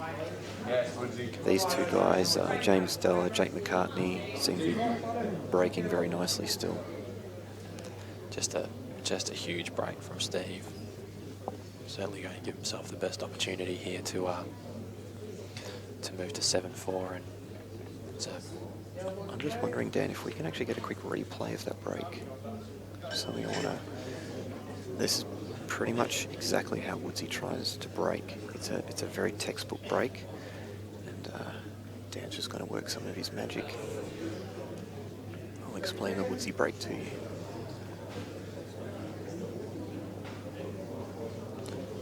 Might just see him take this ball and then we'll roll across.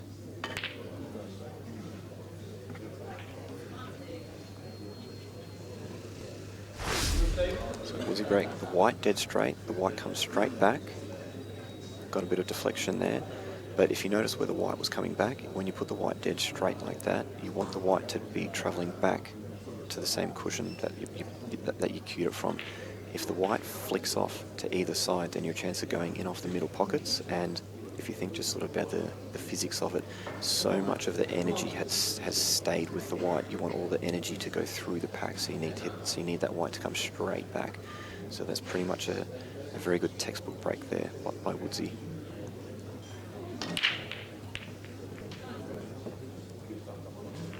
And the girls lack a bit of the cue power or the timing a lot of the time, and don't seem to get the splits the men's do. So the frames tend to be a little bit more congested and a bit more tactical. It's funny just how with the break and with the power, you know, there are some very successful players that have incredible breaks that are really small guys or Still girls. Yeah, and as you said, it's it's very much about timing. Timing makes up a huge part of this game in terms of queuing, but in terms of the break, timing is it's not about just clouding the white ball. It's about the way that you strike the white ball. Yeah, you're not going to get the world's strongest man come in here, put a cue in his hand, and he's going to split the white in two. It doesn't work like that. It takes like you said, a combination of power and timing. Probably, it's definitely the most important shot in the frame, but it's actually the thing people practice by far the least.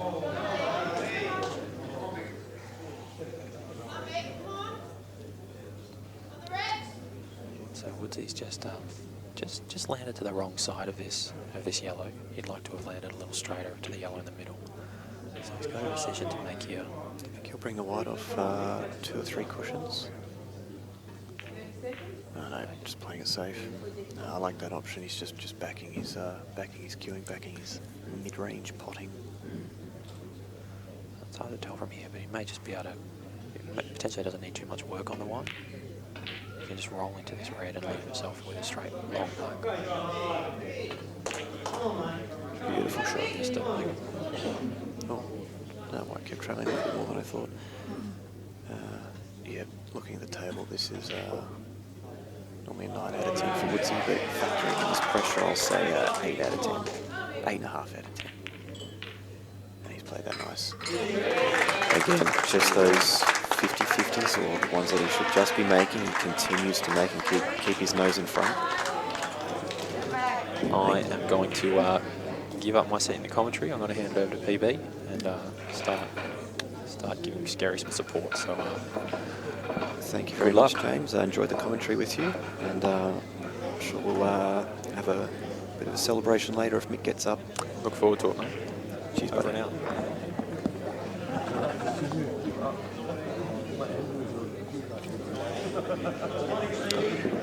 There he is.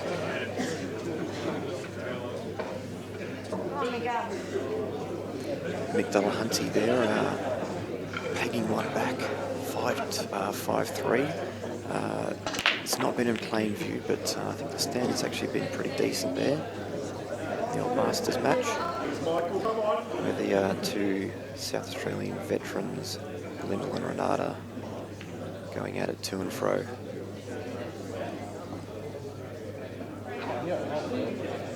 So Mick, opportunity here. Didn't actually see the break, but I'm going to assume he broke and got a red in. Balls of choice. Could potentially go either. You'd probably lean towards reds. professional commentator Peter Butterworth. Join him in commentary. Professional something, mate. How you doing? You do your craft well. I don't know if you've seen much of the 3 matches so far, how close an eye you've been kept, but I feel the standard's been quite good. It's actually been, out of the Australian singles finals, one of the highest standard ones I've seen. Yeah, well, Stubbsy got off to a flyer, got right up on Mick, and Mick's come back. The girls has been pretty even the whole way. Lyndall and Renata, and in these matches you've been watching, Woodsy came out firing, and it's funny, Michael's been in a couple of matches where he seems to be really getting outplayed but still in the match. He's a fighter. He can pot out with the best of them and play every area with the best of them. That's something he is good at. He's sort of like a Nadal scrapper at times when he has to, and he'll just even if he continues to lose the match, he'll just win the odd frame here or there where maybe some other people wouldn't. So maybe the scoreline would be 8-3. But he sort of just hangs in there. He just hangs in there, and then sooner or later he gets an opportunity to go snap. He's made a couple of big outs too. The one before, he's tried to run a ball over a hole, knocked it in, so left a long double and squeezed the black inside Woodsy's ball. It's a huge finish. That's a massive difference, that frame. Call that doing a Butters? Yeah, completely stuffed up and made it anyway. Yeah. Except you would have knocked in the long double, but actually snookered yourself behind that red that he's done into. But then you would have come off the cushion, knocked the black in. That's pretty much exactly what I would have done. Yeah, it's a good shot. Yep. So far the standard of the Opens match with Mick and Woodsy, I think both players can hold their heads up high and proud. They've actually played a good standard of match so far, putting on a show for everyone. Yeah, it's a tough one, obviously. You being Mick's partner and me being his teammate and mate, and we want to see him win. But Woodsy's probably the stiffest bloke of all time in the singles. Yeah, it'd be great to see him win one as well. So. Yeah, I was just saying to James, I feel that over the 2 weeks, when you factor in everything, the international singles, the teams event where he shot almost 70%, and now this singles tournament where I think he's won all his matches fairly convincingly, he's probably proven to be the best player in the room over the 2 weeks, factoring in everything. And I mentioned how he played in finals against us yesterday. He played very well. Yeah, he was. He was the standout for their team yesterday. Yep. So what I mean about Mick, he could have potentially been, say, 8-3 or maybe even 9-2 down if he didn't scrap out a couple of frames, but he's kept in it, and it's actually 7-5. So he's still got himself in a pretty good position considering how well Woodsy's played. Yep. Both players are playing like deserved Australian champions, which is good to see. Renata's just rattled one down the rail. So big positional shot needed for Lyndall here. Yeah, I think the Lyndall and Renata, I think the standard, they would both say they would not be happy with the standard they've played so far. Just a couple of really basic mistakes they've made. I'm not talking about pot or position, just a little bit of lack of concentration. And she's got to get around this yellow. 3 cushions. She got the position well. Just for the cue action there. If you're going to be in trouble this shot. Yeah, I think Lyndall's back arm sort of went off to the side a little bit there. See the Woodsy again. And he's been, and Justin actually been playing a fair bit of snooker, and it certainly showed Woodsy's potting. Yep. Potting very well. If you notice that break there, I got a replay of his last break. He did a textbook break where the white's in the middle, potted, screw straight back, all the power went through the pack. But if you noticed on that break there, I might actually get down and do a replay, considering I got to replay the other one. He did, went close to doing a Benny. Yep. So this is his last break. His previous break to this one was beautiful textbook white up and down the table. Very nice break, very, very good split. Where with this one, as an example, you'll see the white fling off to the side, off to the right-hand side. Oh, sorry, that was his good one. The white sort of straight up and down. Yeah, that was a ripper. And his break this frame. I don't know if we're going to get. Yep, Dan just working his magic. Here I am thinking he can do it in 3 seconds. Yeah, well, he's got to lift his game a little bit. Yeah, he's just. He should know what we're going to say. See the white flung off to the right-hand side there. So not enough energy went through the pack and then not enough balls flew around the table. That's why they sort of clustered a little bit again. He's still got an out on the key shots now. Just going to be hand and kill. He may be able to run it. Just get off the side cushion inside the yellow on the left. We might have to jack up to do it. Nice shot there by Renata. So it was a bit of a shot to nothing, sort of. Now she can continue to have a dip. It's a good shot. Yeah, I thought he might just miss that yellow, but he Great caught shot. it. That's a great shot. Potential shot for Renata, just a potential shot is, and I'd possibly play it myself. Just cover the top left corner pocket, and you'll get the snooker and you'll get cover on the black. And She then may still have two. She's got two. Well, that's a great pot. Either way, that's a great positive shot. If you got, That's a good pot if you got three. A fantastic positive shot. That's sort of like a step up. You know, a little bit Talking intimidating about to your 8 opponent. Australian titles between them in the singles. Yeah, it's crazy. Renata, of course, made the final, the world title, women's. So coming close to being a world champion there. Oh, that's a bad error. It's a very bad miss. That's actually the first. It's actually the first bad error I've seen by either players. And of course they've made mistakes, but that's the first real bad one. This is a huge opportunity for Mick to get a frame. He shouldn't have actually got a shot in. That black now causing. Mick was pinning his hopes on that black to stop Woodsy, but now it's actually probably going to prove the biggest difficulty for himself. I don't reckon it'll be there in a second. Yes, you are right. Is that too much angle? Nah, it's about right. Was he going to play the one to the middle first? You'd think he'd extract the black and then he'd have the red to the opposite middle pocket. Yeah, I would have thought so. But very hard to tell by the camera angles and everything, all the little subtleties. That's I like that shot. Just putting the yellow to the cushion It's now. a bit of insurance. Yeah, he's still going to play the frame positively and everything like that, but it is actually nice them having a dead ball that allows you to. The only thing is now if he does go for the extraction, you're not guaranteed to land on the ball where he was before. Yeah. He could. With that yellow dead now, he can always just sort of land on the black and play in or over down the rail, covering one of Woodsy's yellows, and Woodsy will have a dead yellow with probably no safeties in mind. That's down the track in the frame. He's going to get on this one on the rail now. Now he's just got to double this back. Potential snooker, but a bit tricky. I think the double probably is an easier shot. He might even put the other red, the red and the yellow one, the red next to the yellow. He might just bump that around the other side of the yellow. What's happening on the other table over there? Something's happened on the Masters table. Mixed missed the black, I think. Yeah, I think Stubbsy's got two reds over the pocket. That's not too bad. I think on the Masters table here, Dan, I think Stubbsy's looking at going potentially 6-2. Maybe 6-2 up. Could have tried harder to get a better safety there, but he had to make sure he didn't knock the red off the rail too far. So the yellow still doesn't pass. That's it. Stubbsy, not ideal with the white there. Snuck that one in. Your specialty, Pete, does he have angle on the double, or is that going to double kiss? No, I don't think he does, but he can play a little soft screw off the yellow and off the red. If he wants to get over there, he can get high on the one in the middle and either extract it or get perfect on the double angle. Yep.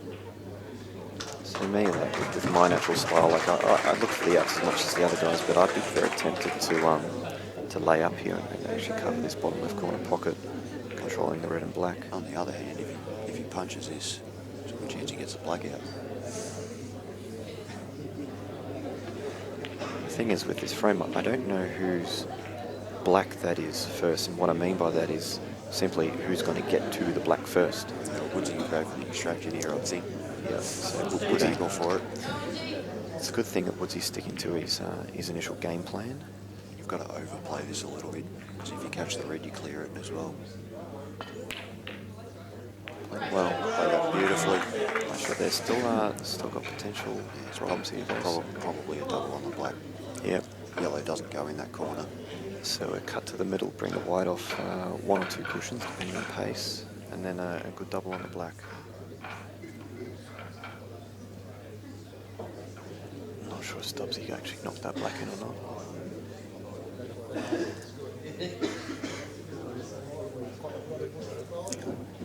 think Renata.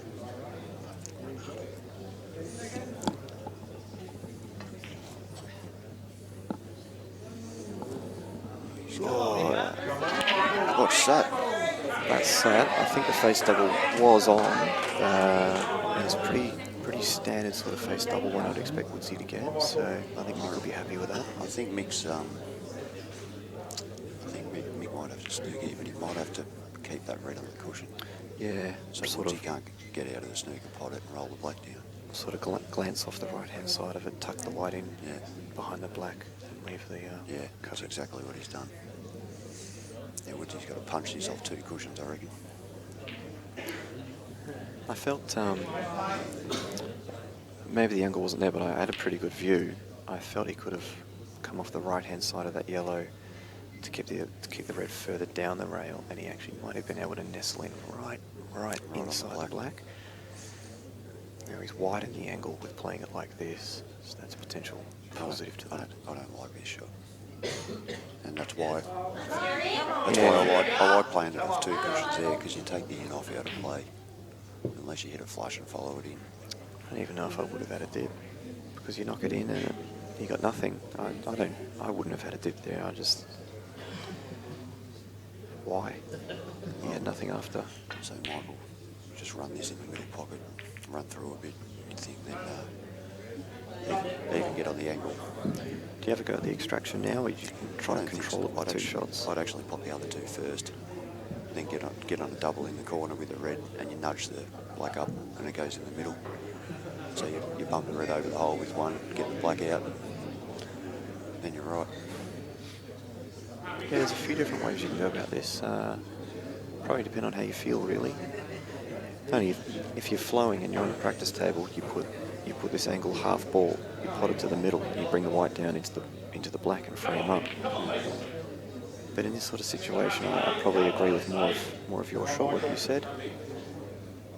But it's still a little bit. So I just play this half ball with a bit of running side, just nudge the black up. After this shot. Sort of just drop it in. Yeah, that's pretty much right there. So he'll look at playing this red to the bottom right corner pocket. Pretty much do Pete's shot. Just get it on the black spot, basically. Yep. Still delicate.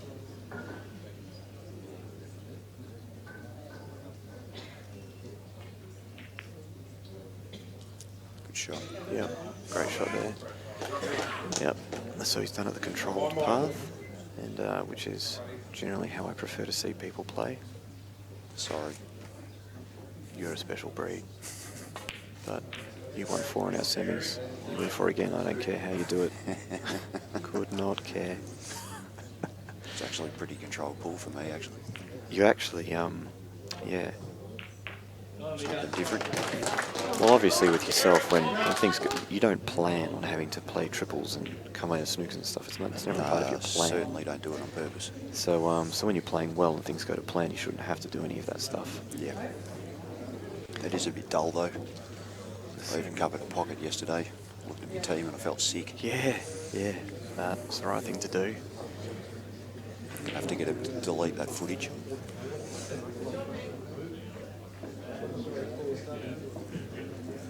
Great shot. Top hit by Renata. That's I think that's good. Yeah, she's pretty close to that red. She's in good shape. No, it's not good. Well, look good. Well, it's not bad. So Lyndall, she makes this plenty. Even if she doesn't, red's are still in trouble. But she knocks. Oh, okay, that's all she could do really. Unless she opens the pocket up for the black. Now it goes both ways. Yeah, probably could have played that with a bit more pace and like top the white down to the top end of the table, potentially getting a snooker. Or almost double this other one up there. Yeah. It's probably the shot. Need to get a bit of traffic there. Could potentially have a go at the out though. Yeah, I'm not really going to argue with anything Renata does. Have the whole family on you. Yeah. I was just saying how it'd be quite a good little story. Mick Delahunty winning the Masters and Renata winning the singles, and the loser of the family not getting anything, James Delahunty. But then I went to say he still had a good tournament. He made the quarters, a good match against Jake, and great comeback.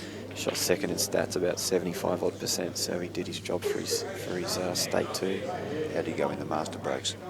He's usually did, up there. Did well, I think. Maybe second behind. I think Justin Sage come first. Jeez, that's haven't had a look at it. It was an interesting shot. Yeah.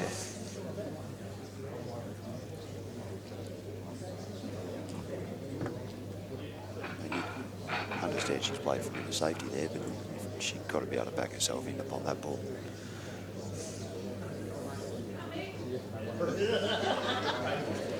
So Stubbsy 6-3 up, closing on the magical 8 number, just wanting to keep his 2-3 frame buffer.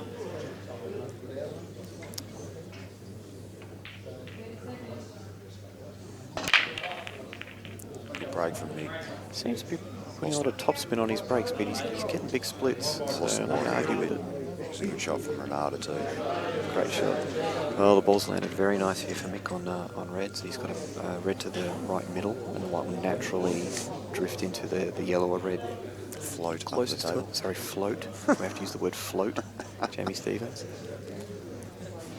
And they're all there pretty much. Come on, Miguel. I think if he can gets good control of this shot, like doesn't accidentally kill that red to the right rail. There's a good shot from Lyndall. Oh no! Might have got away with this. Well, he might have got away with it. Well, no, he's on the long yellow. even if that's landed safe, Woodsy would be more than happy with that shot. So a lot of players there. Della just got another one back. Oh, Della. What's Jimmy called out there? I missed it.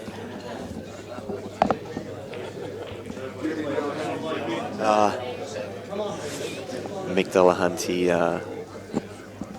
Mick Delahunty is obviously a big fan of his son James, and James, I remember this was years ago, played a fantastic shot. Can't remember the shot, and Mick Delahunty said, "Nobody plays that shot like James Delahunty." Yeah, I've heard it more than once. And so Mick's put off a big shot there, and James is in the crowd, and James has said, nobody plays that shot like Mick Delahunty. So paybacks to Dad. I was just talking about how Nationals is not. Oh, hang on, what's Ricky Lee? He's giving you a warning. No, he's giving you a walnut. That's nice of him. I don't know what that meant. Is that symbolic of something? I don't know. I'm going to put it in front of me so I can think about it. I was explaining to James that the Nationals is not all about making Australian sides winning Australian titles, trophies and things like that. It's a huge part of it. We all get together and we have a laugh together. All the states mingle and you get to catch up with friends you've seen over the last 10, 20 years and have a laugh with them. And what happened there with James and his dad with the South Australian and all the Tassie boys, that was sort of a case of it. Yeah, it's always a good time. So this is on the back end of Mick's miss on the red. Probably. Just for the record, wow. Any Victorians listening, you got till 7:30 tonight to get up here. It's not that far. How about some support? Yeah, it is 1 o'clock. Everyone has plenty of time. Carpool, 5 in a car, couple in the boot, 7 people. Boom, get up here. Steve Tran, 130 kilometres per hour. We're not promoting illegality. Just for the record, for Dan. That's right, that's fine. So this is actually, I'm going to label this the first bad frame they've had because they've both made a very basic mistake. So I'm going to label this as a bad frame. But the 14th frame in, I think they're allowed to have one. We've got to clear these. Pretty much the black ball will be his toughest ball here. Would probably like the red that's closest to the black now, he'd probably like to leave that till Well, last. that's another miss by Lyndall. She's missed a couple of sitters. Not sitters, but ones you definitely would not expect her to miss. So if Mick can leave that red a good that's shot. nearest the black last, he'll want to land on the right-hand side of the table above it, so he can... There we go. That's exactly there. So he can then play that red to the left bottom pot, and then... You two are just so in sync, it makes me sick. That's why we're husband and wife. That's correct. And then he had his cue exactly where he'd want to be, just start across for the black. So Scary, Robbo. Scary. he's doing what he's told.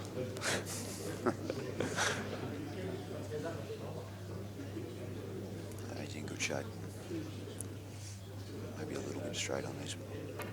Might be able to run through for the... Oh, I was going to say for the red in the middle, but looking at the table, that is that won't happen. No, she's just got a perfect angle on her last ball. He's going to have to screw back across the table, I reckon.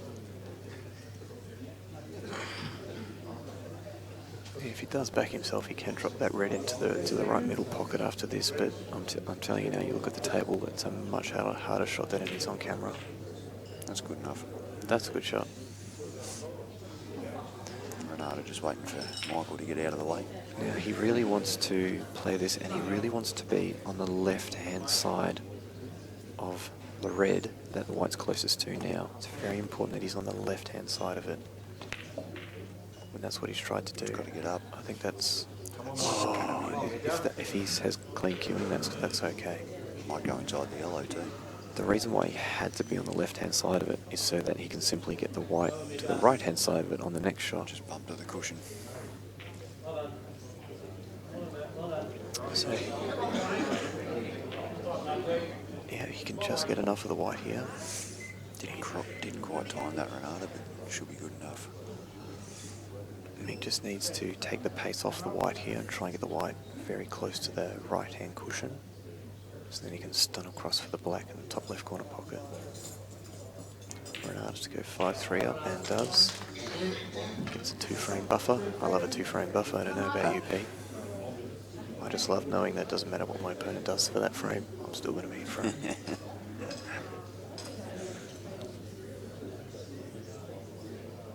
Okay, so this goes to this pocket, so he's not having to go the route that he wanted. Oh, God, hit that fat ass. Yeah. So, that's got to be a bit of a twitch there, mate. Yeah, that may have even missed if the other wasn't even there. Yeah, that's hit really fat. But, so a bad frame by these boys. But it's good for everyone to see at home that these guys do play some bad frames and pressure can kick in. They've just got to run this one down.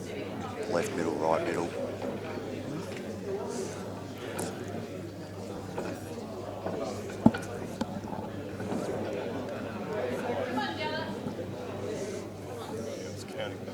Don't worry about the mic. We can just tell Dan it's 5-3, mate.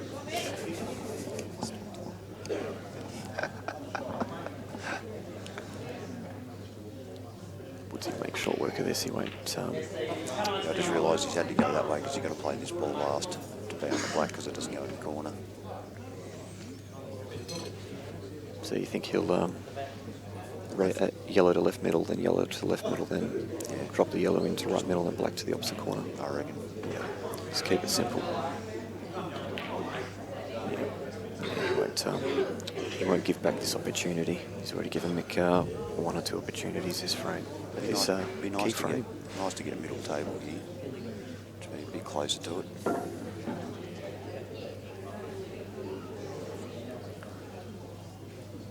Yeah, this is, geez, because they play so many frames, and I've actually really been, enjoying this match, just from a spectator's point of view. I sort of forgot how close it is getting to 10. It actually sort of slipped my mind, and I realised that Woodsy makes this. 74, it's a huge frame. Yeah. Because it's 2-frame gap with 2 to go, or it's even. Like if Woodsy wins this frame and goes 8-6 up, he must be a bit straight in the other one. He's massive favourite. He's car parked it. He's put that in the car park. Yeah, he's going to have to go across the table, I reckon. He's landed in the middle of nowhere. What do you do? Fine cut it, run it off 3 or 4. The angle's there. It's not wide enough. whatever you do here, don't miss, because then Mick will be coming to the table and he will be on one of his reds. But if you make this pot and don't land on the black, you can play safety. You can put the white in a decent spot. Yeah, it's very good at these shots, Woodsy. Wow. Ouch. Oh, wow. Dream gets this one up. You reckon this is extremely tough? I'm going to back him. Do you reckon that white goes in off the middle? Mickey Della's just got another one back. I wouldn't be surprised if Woodsy actually plays this to the middle. Big reds coming right back at him. Do you reckon if he plays this to the corner, the white will drift in the Got middle? to play it in the corner. Nah. If you look at the table, Nah, should be right. I reckon it's going to go close. I'll go close. I reckon there's a chance he might play it to the middle. Because you're queuing that high on the ball, it's going to run. I reckon he'll make this pot. Yeah, I'm not backing him. Normally I'd say no, but I think he's hitting it very well. Too thick. Oh, great effort. Well, both boys, multiple mistakes in this frame. Both of them would have thought the frame was over many times over. It all pretty much comes back to Woodsy's third last yellow. He didn't stun down the table far enough, either not far enough or too far. This is, geez, this looks easy in practice, but when you've played a bad frame, yeah, this red is actually closer to the rail than what the camera looks as well. And they both know how important this frame is. Played that perfect. Yep. It's right where you want to be. Yeah, spot on. Bring the white off one cushion Play and it wherever you want now. I'll be playing for the black in the middle pocket. So would I. Just a little stun. Bit of right hand side. Float down the table, Robert. That's it. It's a bit of a just a standard textbook shot, this one, really. You play this all the time in April. Yep. There we go. And it's perfect. I reckon he might have been happy with that, mate. Just a little bit. He looked straight at you. Oh, did he? I was looking at the screen. No, I don't know. I think he looked at the camera, but I reckon Kev Harvey's his inspiration in the crowd right now. 7-all, that, I tell you, if Woodsy ends up losing this match, that will be the frame. yeah, and he'll go from jaw snooker Woodsy to Chinese snooker Woodsy. Yeah, the Chinese draw. Now look at me in my perfect posture, slouching. Wait. Go back to that camera shot now, Dan. Can we get a shot of the commentary now, Dan? Here we go. That's how I normally am. There we go. Oh, look, I'm not even in it. Raw. I just turned from Marc Robertson to Ricky Emery in 3 seconds. It's funny, Well, lighting and camera angles. Good old Ricky leg arms. Yeah. Actually, you should get me in that shot. Make me look bigger. Nice break by Woodsy. Camera adds 10 pounds. Can you make it at about 40? Of muscle. Do you reckon this plan, the 2 yellows, goes to the bottom left corner pocket? Wouldn't be far off. If that goes, oh, I tell you what, if that goes, he's having a look at it. If that goes, this out, he will make this out. I reckon if that goes, he'll make this out, providing it's not a wrong way Jackie or... But if they're close enough from that distance, you can make it on. Yeah, that's it. And he has got a yellow in already, so he can nominate yellows. And the reds are tricky. Even if this doesn't go, if this is borderline, yes or no, shape. You can play it in or over. I'm going to say he plays it anyway. Yep, I think he's going to take it on anyway. He'll gain massive control of the frame, and if it goes in, then definitely a chance to He play. doesn't really have an option anyway, looking at the table. Yep.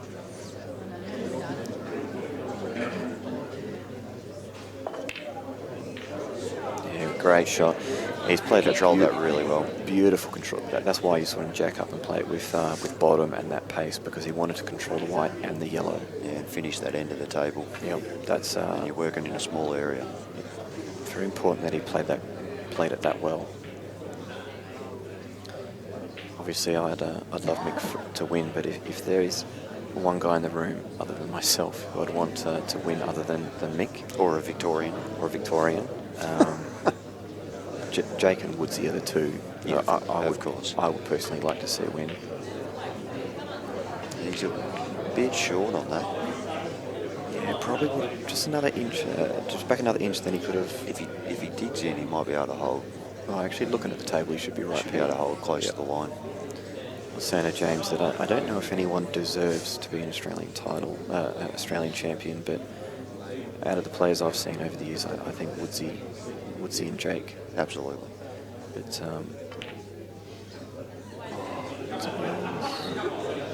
he should still be right here. He might run this straight in between those reds. Angle was perfect. No, he's going this way. I don't. Oh, he can play. I was going to say he can play it back through there. No, all right, there we go.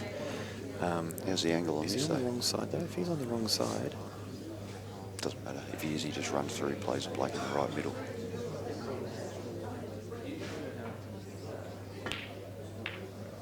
Oh, too easy. on that shot, the only time that ever goes wrong is people underhit it by trying to just land on the black, overhit it in the way he did, that you can even bring the white up the other end of the table and at least you get a shot on it. Yeah, that's a great out. So very nice out there by Woodsy. Like I said, I believe there's only actually been one poor frame. There's been other errors, but they're human, they've got to make errors, but this has been the highest standard Australian singles final I've seen. Yeah. That might be where the term human error comes from, Mark. It's true.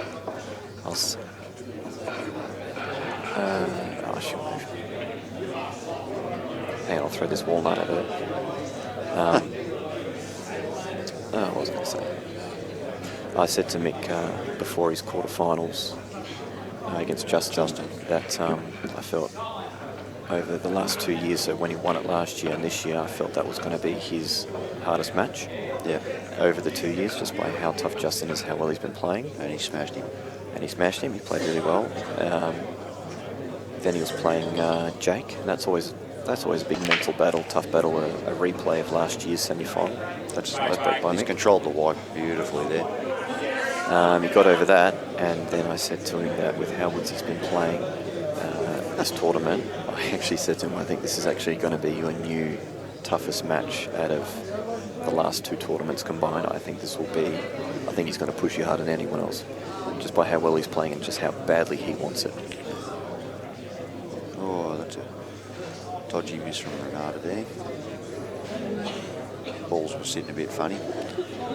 So what's he taking? Yellows? This match has actually had a bit of everything. It's actually not a bad educational match for people to watch.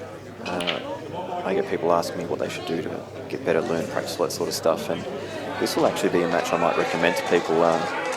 They should watch. It's actually had a little bit of everything. Yeah. Both players have played very steady, as in how fast they played. They haven't rushed it or taken too long. The whole match was just actually really hard to do to keep that rhythm. But they've both slowed down and taken their time on the money shots. Yes. Which is what you need to do, regardless of your rhythm. But what they do on that when they slow down is they don't leave enough time to talk themselves out of it or how hard the shot is or anything like that. They just you clear your mind so you're completely happy, you're content with the shot you're going to play, so you know exactly how to execute it. It's looking a bit tense out there, Lyndall. Nearly underhit that. Yeah, she has actually the whole match. Could have landed anywhere. Yeah, she has actually. The whole match, she's played a few shots like that.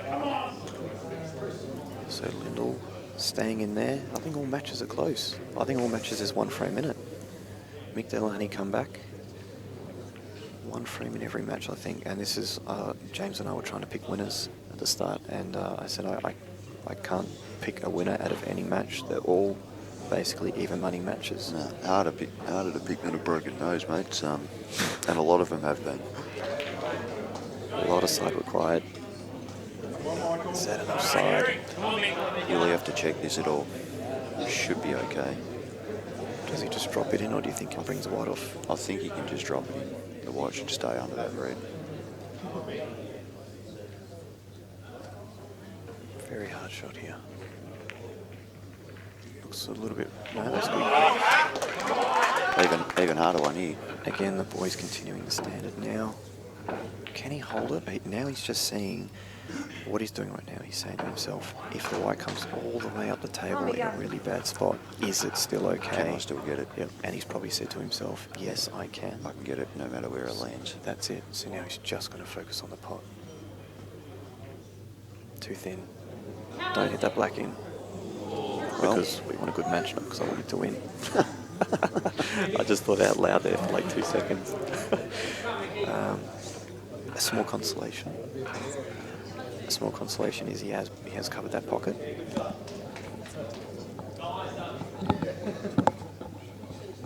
Yeah, he's going to be in a pretty awkward position next shot, I would imagine.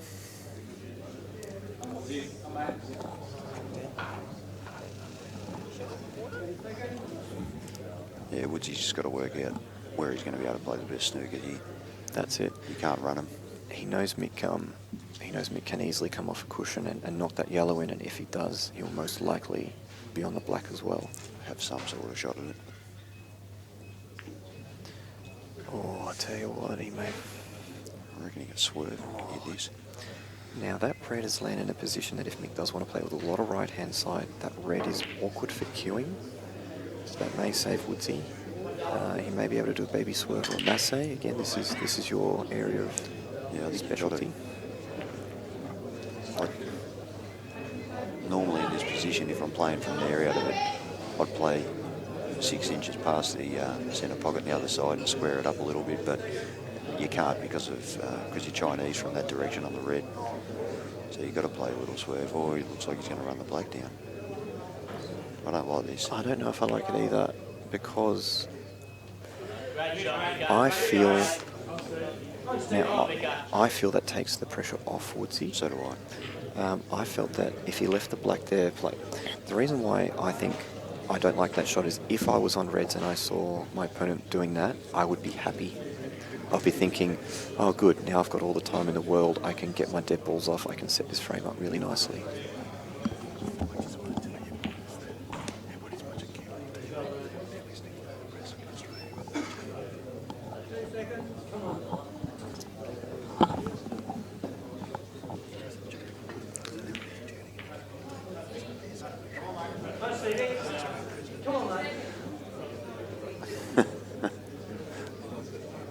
That's interesting.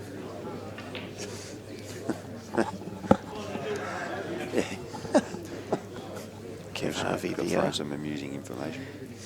The godfather of pool. I think Kev is one of the nicest guys you'll ever meet. He's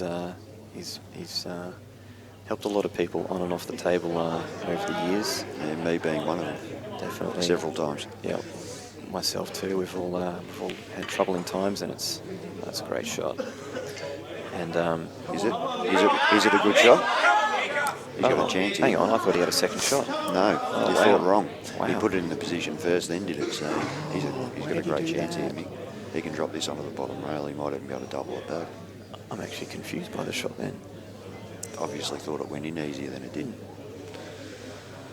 So Kev Harvey and a lot of the boys made a trip up here to support the team. The crowd's starting to grow. You'd have, I don't know, 100 odd people watching right now, 100 plus. Yeah, I reckon it'd be a few more than that. Plus You might be forgetting the 80 behind you. Oh yeah, there's probably 150 people here watching, and that's only going to grow, especially when the team's event happens tonight. Well, I hate to say, but it's going to go backwards by at least one when this match finishes, because I'm going back to bed. Yeah, a bit of a power nap, get your energy. I like it. I'm only just saying that because you're my captain. I'm going to go out and get on it, mate. Tell you what, Pete, you played well in the semis and you won 4. I reckon the odds of you starting on the bench is. I don't have a. I'm trying to think of some saying like you just said. Harder to pick than a broken nose. I've got nothing. I think I'd be a little disappointed if that was the case. Yeah, it's not going to happen. Put it that way. Team manager for a week, and as much as I enjoyed helping out, it's much more fun helping out on the table. That's it. It's a good shot from Mick. He's left the nose poking out. So. I don't know if it's been thanks Susie, got me a drink. I don't know if it's been JR's awesome team manager skills or your on-table performance we've gone undefeated since that exchange, and but it's worked out nicely. JR didn't win 4 out of 4 yesterday. No, but as we all know, there's a lot of off-table support that goes in. Mate, that he's- changes everything. He's fantastic, no doubt. Sometimes when you're just lacking the 10 or 20% energy, sometimes one of your teammates can just pick you up just that little bit. You get the job done. If you're behind in a frame out there, He's a good inspirer. Yes. You're behind in a And- frame, you know, it's looking doom and gloom, and you hear a "come on, Robert," or come on, Butters," or maybe they crack a joke and make you laugh. You just feel like fighting that little bit harder. Well, I can cheer a lot more when I'm not team manager as well, mate. And I'm reasonably loud off the table myself. Big shot here.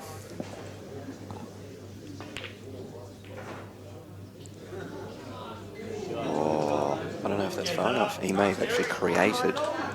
I don't know if that black was on or not, but I think he's created a big pocket here. But yeah, it's too, because I reckon there's an inch in between, almost an inch in between the red and black. Yeah, I the reckon back one. Providing he doesn't foul here, I reckon this is unmissable in a way. But I'd need to study the pocket close a bit. Let's watch the white. There we go. 8-all. Bad error by Woodsy there. He's played it pretty much the only way that Just just underhit it. Yeah, he would have rather that pulled up shorter or gone further. But so who's your pick here, Mick or Woodsy? Had to put your life mate. savings on it. If I had to put my life savings on it, all right, I would put $4.98 on. Hey, wait. Let me just put my mic on. There we go. Just put my mic on. There we go.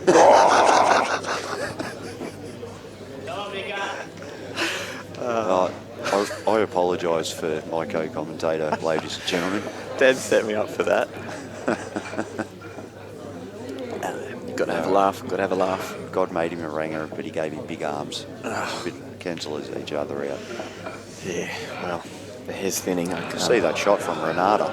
The hair's thinning. A God. part of me. Did you see that? Can't wait to be gone. No, actually. She's cut a ball all the way down, and she might have landed on. She might have half a snick at the blackie. That was a monster. It's a chance. Can you replay that, Dan?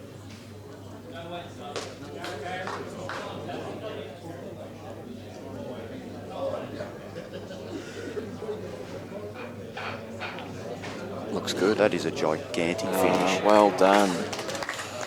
Let's see this ball that's set up that opportunity. You gotta find that again, Dan. That's monstrous, and that's to go 6-4 or 5 balls. Huge moment. A bit of a tactical battle on the other table there. Stubbsy and Delahunty, both extremely experienced in this caper. Mate, Stubbsy's been on fire This is lately. the Look at Renata. this. Look at this. Wow. On these tables. That's a beautiful shot, knowing that she's going to get snookered to death or not get another shot. Yeah, correct. Sometimes you just got to back yourself. Sometimes you just got to have a go. That's it. We've been talking about Stubbsy a couple of weeks ago. Benny and I, we went over to Launceston for the crossover, and Stubbsy, he got us both back-to-back matches. Yeah, he told me. He told me about that. He's shooting good ball. Yeah.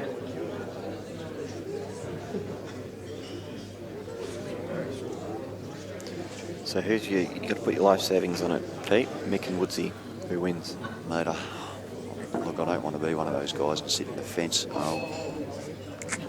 Just because he's come back, and that is the only reason I'm going to go Michael. I think Woodsy will have that much pressure on him after being so close so many times. It may just get to him. That's the only reason I could say either way.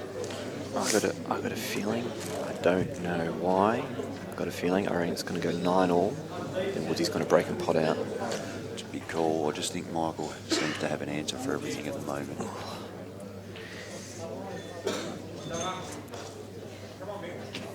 But regardless of how it finishes, it's been a great match, and they've both been fantastic.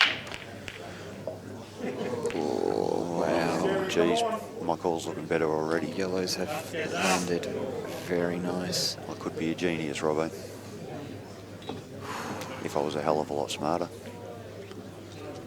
If you can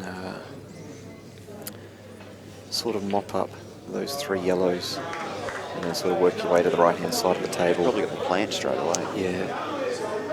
Then work your way to the right-hand side of the table, and then your only tricky yellow down to the bottom middle, you'll land on that by playing the yellow to the bottom right.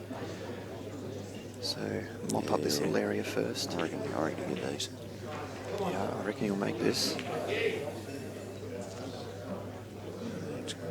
Not a bad shot from Renata. She's got something in there now.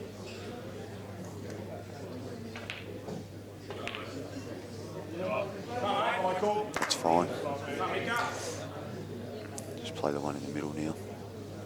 Come out, play them back in the corner.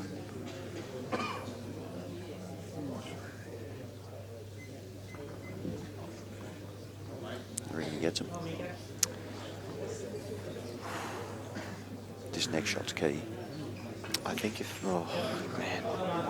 Jeez. Whatever you do, don't let him hear.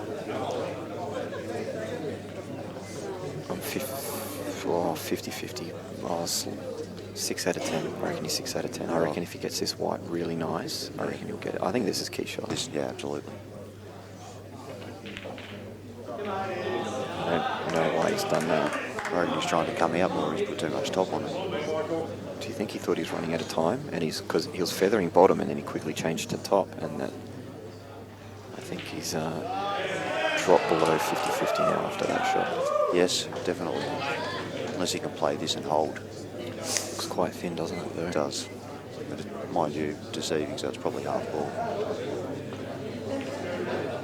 Oh. He's got a result here. I reckon he's on the one in the middle. Oh, he is. He's absolutely perfectly on one in the middle. To be honest, he would have been stiff not to be on either that or one of the long two. Yeah. Still, it's actually not bad now because he can sort of hold the white where it is, play the yellow to the bottom right-hand corner pocket, and the white will bounce off the cushion and sort of drift up to the middle of the table. Maybe even bring the white back a few inches. Okay, yeah, a bit of angle there. Yeah, he's on this. And it's a very good chance here. Either way, he's all right now. If he lands on the wrong side of one of these, he can just play under and play one long down this way. So there's almost a little bit of fortune there by Mick to... It's just steered it in. That's perfect. Almost a little bit of fortune there by Mick to land in that gap. But in saying that, over this whole match, you haven't hardly seen any of that. And they've both played with a very good style of pool that hasn't relied on any luck at all. That's a great shot. Well, Mick clearly proving why he won the Australian title last year. And I actually think he's played better pool this year. 3 weeks ago, he couldn't pot a ball. Yeah, that was puzzling. Shows you how much of it's in the mind. Especially with some people. Yeah, especially his mind. Well, look at this.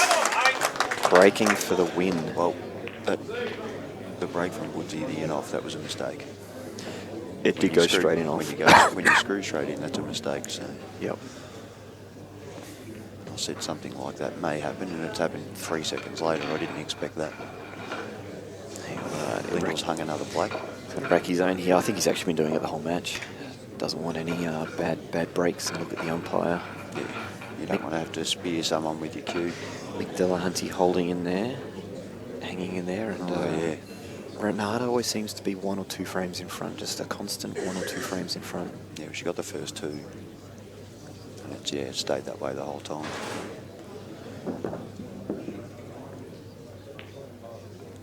It's nice and close to the cushion. She may be able to swerve her end. Pretty important break here, mate. Yeah, nice break. Oh, that's stiff. Woodsy, a chance to return fire. All you want is a chance. And it's probably a bit harder. it is, but that could be Michael Scerri's last shot. Yes, I agree. He's got a couple of he's got sort of 3. He's got a few tricky yellows, but they are accessible. Like the one closest to the black, he can play off the red to the bottom left corner pocket, and then he can play the other red to the left middle. But then he's also got these 2 reds to the right hand side of the table, so a definitely more work to be done than Mick's last out. Oh, Lyndall's missed that by probably as much as he could. Yeah, I don't actually know if that was on with outside. Yeah. Probably need to look just a little bit of trace at right-hand side. So good opportunity for Renata here. And one good positional shot and you're right amongst them all. I don't know why I didn't think of reds. I looked at yellow straight away. The plant's not real tough. Yeah. You know, you get behind it. It's not much angle. Reds are definitely the way to go. I have no idea why I was just thinking yellows. And I don't know. I've got no idea why I listened to you. Yeah. Oh, that's the worst result possible for Renata there. So Woodsy, just sort of a couple of doesn't have to pull off anything amazing, but just a couple of decent shots here can definitely make this out. And this will show some character here. Oh, the nerves! Oh my God, the nerves! You know, you got one guy who's won it, who's reigning champion of it, and one guy who's been so close a few times. Yeah. And Mick going for history here. No one's ever won the title back-to-back. That just shows you how hard it is. And I think over the 10 odd years I've played in it, there's probably been about 8 different winners. Worry about Australian title back-to-back. I can't make a state team back-to-back. Pretty tough in Victoria. Pretty tough. I think that's a very nice shot. Woodsy's just played there. If that's just gone just far enough, he may be able to. There's a lot of work to be done here. It's very tricky. Like it. He might have to just roll it in, play the other one in the middle. And that clears the black, actually. I know he desperately wants to try and put out here, but it wouldn't be crazy to just cover this pocket and the white would be left safe. What if you run through on this, play the red back in the middle, which clears the yellow, you get through enough, you play the plant. Yeah, but then you got to try and land on the only remaining ball that you've just used to play the plant. It's very tricky. Yeah, it should pop out a I little don't bit. think it's crazy to just lay up here. Oh, you can move him here. Oh, that's landed great. I think It's a great shot from Renata there. She can get over behind these two. he's freed up the black. He may, oh no, I'm just giving options out there. He can actually hit this red that's on the rail, just straight in the middle, bounce it out a touch and potentially get a little snook behind the other red. No, it's too hard. Nah, Never too mind. tricky. And if you miss it, you leave him fat. Yeah, I just had a look at the table. He'd leave him straight on the yellow to the middle. Just screw off the back Actually, rail. Or maybe- just get on him. Yep. Cut it in the middle. Oh no, he's done my shot. He's done my shot, but he's done the better version of it. Played that So really well. He hasn't got tunnel vision with the out there. He hasn't just desperately want to pot out to go 9-all. Like he's done a very smart, experienced shot there. That was actually a lot harder than what it looked. To play that pace, to play that shot at that pace, to leave the white tucked in there like that. Considering if you miss, you lose the Australian title. Yeah, if he didn't tuck that in that well, Mick was straight on his yellow to the opposite middle pocket with a big chance to pot out. And dead weight, and you fatten the one. You didn't have to do anything with it. Exactly. That was actually that's top 5 shots of the match, definitely right there. And now what you'll see is Woodsy will come to the table with 2 shots. Obviously he doesn't have a shot, but now he can promote them into a position. Can pot out. Touching ball. That's handy. So 6-5 to Renata now. Lyndall's just got that frame. I'd actually be happy with that if I was Woodsy. You'd be happy because now he can just control this. He can put the white basically wherever he wants. Mm-hmm. He might even try and go into the yellow. Oh, just didn't. He tried that. Tried to get a bit cute with it. I thought he could have played it out wider and just sort of gone into the yellow that he's closest to now, Yeah. and he would have had quite a nice angle. Just tried to land a little bit perfect. Yep. He'll be kicking himself. Don't get cute. Don't try and get cute on balls, people. Just get on them.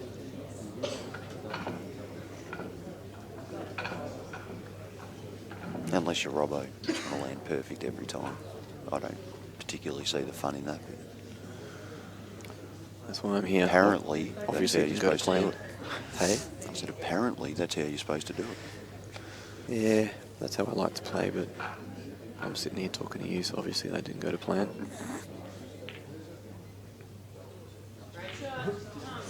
He's got to play a good shot here, maybe top left-hand side. bring the white off 2 cushions, and then he's got to pot the red, and then he's got to get over to the black. If he's dead straight, he might have to screw all the way up the table to the side cushion. Jeez, this is tough. And then you've got to play that and be on the black. It's a nightmare. Yeah. If he's straight, he's in strife. This is not, it's not a terrible option to lay up here. I know he won't.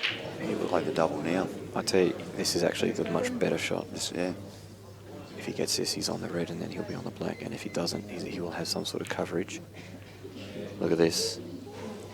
That's not a terrible result. It's a good shot. He's promoted his dead ball. He's put it into a very valuable position on the table. I reckon Mick gets these. I hate to say it. I would have liked a 9-all, but I reckon he gets them.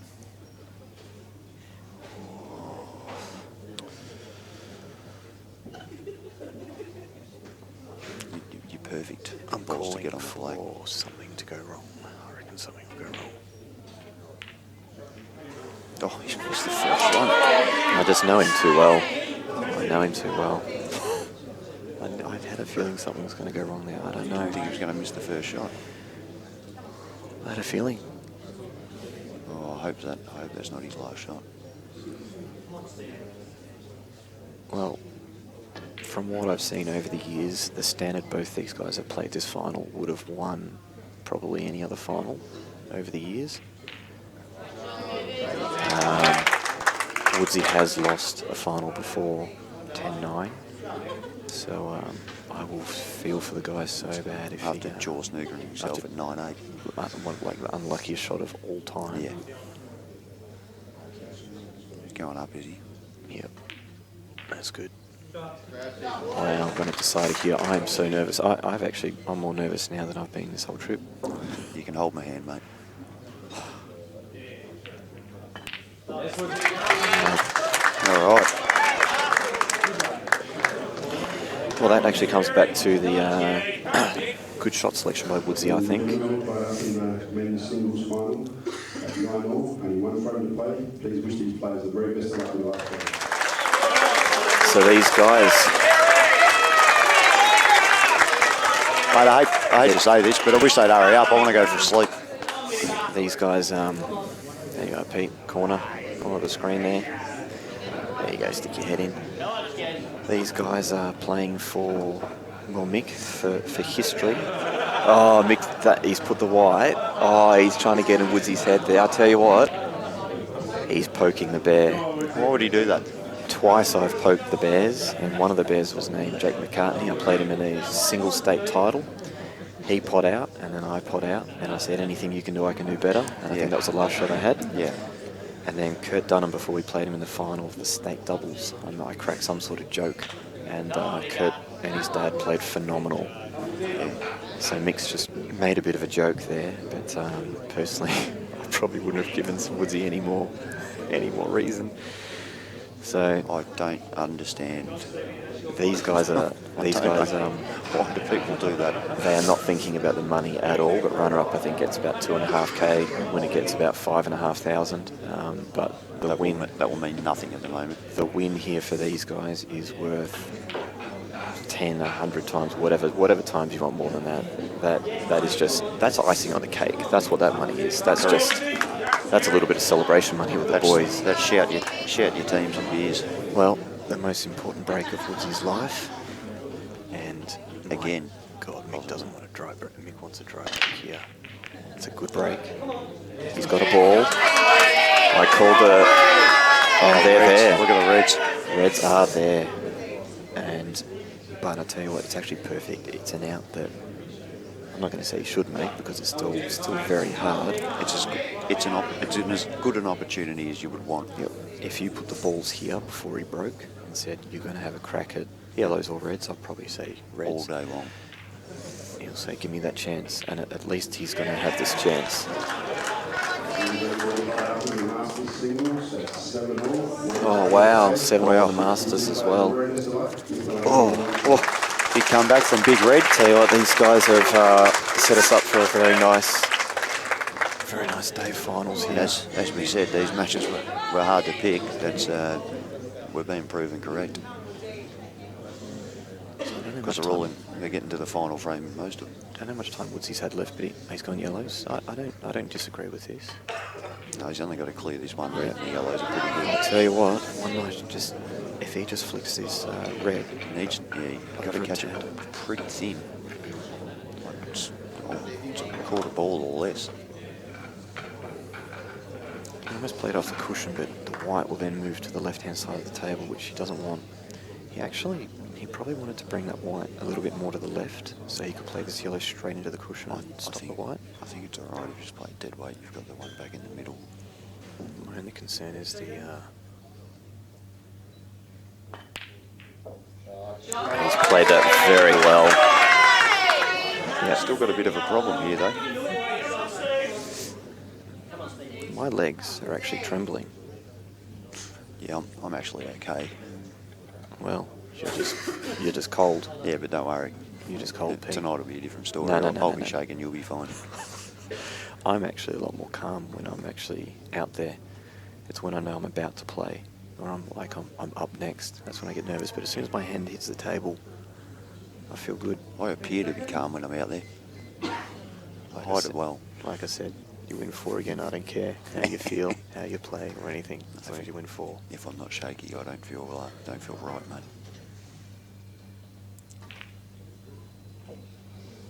The crowd just made that sound. I did. Tell you what, I don't know what he can do here. He wasn't really. Is that plan on? Is it makeable? He couldn't really hit that too hard though, so he. Is the plan he's really makeable? misplayed that. Doesn't look it there, but I reckon it might be. With side, but then what? And Reds are in a decent position to do all sorts of things too. Jeez, actually don't know what he does here.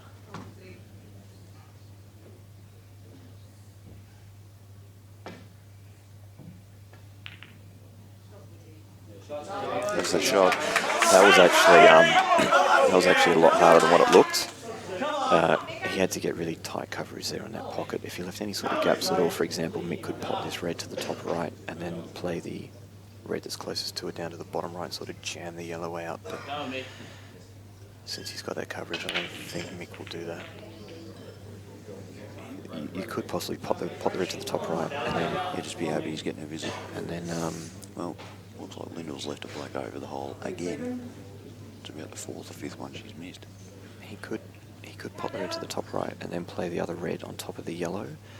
But if it sits nice, he should be right and he should get another shot in commanding position. But if it doesn't sit good, then maybe if Benny's last shot, so he's decided that's just too risky. Come on, mate. Come on, No angle. What was he looking at there? Was he looking at potting out? No idea.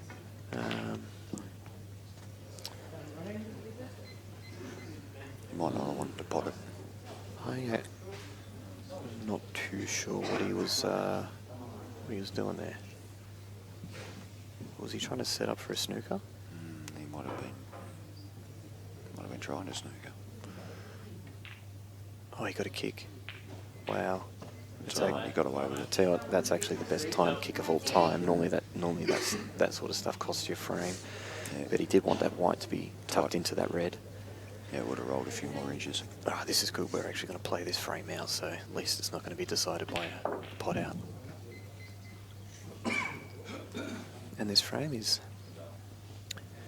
Yellow's a favourite, but reds certainly have lots of options and stuff, so it's going to be very interesting to see how this frame plays out. Yeah, would you love the black closer to that pocket? It's basically yellows want to get their balls on as soon as possible, so basically just free up that one dead ball left. And reds are basically trying to stop yellows from doing that while staying in the frame and slowly sort of gaining options and an advantage. Jeez, that's a good shot. Massive shot. Very unlucky with the white there. She's only got one. That's the stiffest shot ever. She's only got one. I don't know. She may glance off the red and lay a snooker. So Woodsy just wants to just hit this yellow basically, just out to the middle. Yep, perfect. It's a great shot. That's good, and he's actually pushed his yellow, even though it's gone to the rail. It's actually very accessible now huge range of the table. Yeah, he's in a lot of trouble here. I see Mick can jam this yellow out, and he's... Yeah, You reckon? Woodsy's yellows are on. If he can, it's no control and his yellows are on. I'd be looking at getting the white up the table and trying to lay a snooker up the top end of the table. I reckon you just put the red over it. Smother. Yeah. Oh, God. Shaking.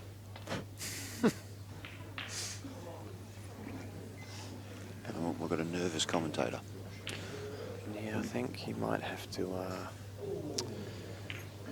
I don't know if the smother's the right shot, because where that yellow is on the rail, it's Mate, just... I very rarely think it's the right shot, but he plays them so often. Say he smothers here, and then Woodsy just snookers him behind that yellow on the cushion. What does he do? He can't foul. So... He's looking at kicking it. He may be looking at an aggressive shot here, and this may be a good time to do it, I don't know. You can decide. Just get long. Jam it out, screw the white ball back with the bottom, and a little bit of right-hand side to bring the white up to the top right-hand What you part don't of the want to table. do is accidentally. Oh, no. He's gone with your option. Told you you'd do it. Yes, now let's say, so Woodsy snookers in. Yeah, he does it too often, I reckon. I'm concerned if Woodsy lays a good snooker here, I hate the smother. if Woodsy lays a good snooker here, Mick has to get out of it, and here's the problem, even if he gets out of it, Mick will be able to, Woodsy will be able to pot out with one shot. I reckon the smother's a good shot when you're playing against third division players. I just think that was bad timing. See, lays the snooker. Now Woodsy, Mick has no... Mick might be able to come off two cushions and hit the red on the top left part of the table, but even So if he what? does, that's Doesn't the matter. thing. Even if he does, I reckon that smother just lost it. I don't reckon you can win now. he can send this yellow up the table. This can definitely go wrong, but he has to play with pace to not leave a foul snooker as well. This can go wrong. It did go wrong. It's a good shot.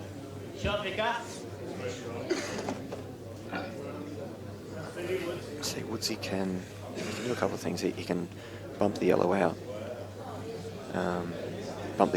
pot it, and leave angle to pot his remaining ball. Yeah. And play the jackie.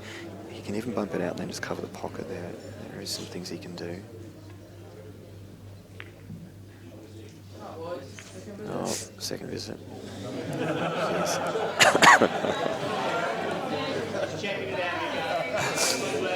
So, No way Woodsy would have taken that. no, I tell you, I guarantee you, if the umpire had said foul, He to would have said visits, not, Woodsy and would have said, please. cheers, but no thanks. And any top player in the room would have done the same there, except Rusty. No, I'm just kidding. And yeah, so he's taken big control here now. Woodsy still can't pot out, but Yeah, you can. he's still, well, without risk, I guess. But Mick is still a long, long way from winning this frame. Woodsy just start bombing his balls now. Yeah, that's it. So basically, I'll explain a couple of things here. Woodsy will win this by potting Mick's balls to the point where Mick will then only have like that last red remaining over the bottom right-hand corner pocket, and Woodsy will leave him in a position where he can't get it out with two shots. He can only foul. Michael's best option here is almost potting Woodsy's yellow in the middle of the table and getting it on the rail. I think what Mick should do is potentially pot this red here, screw the white up to the left-hand part of the table, and put the black onto your red. Now, black onto the red, but it must land tight. I think if he puts the black onto the red and it lands tight, he's a chance. If it does not land tight, Woodsy will simply be able to pot out with two shots, use two on the black. What if you glance off the yellow and do it? Very dangerous here to leave a foul snooker. It's playing the shot I said. Putting it on that rail. Shouldn't. Oh, I don't think it's a foul snooker. No, it's not. No way, no. You drive a truck through there and hit that back cushion. What I'd be very tempted to do if I'm Woodsy here is actually put the black over the bottom left corner pocket not to the point where we're actually going to knock it in. You can probably hit this yellow. Red's a fair way off the cushion. Oh, Jesus. Just want to be the umpire in that situation.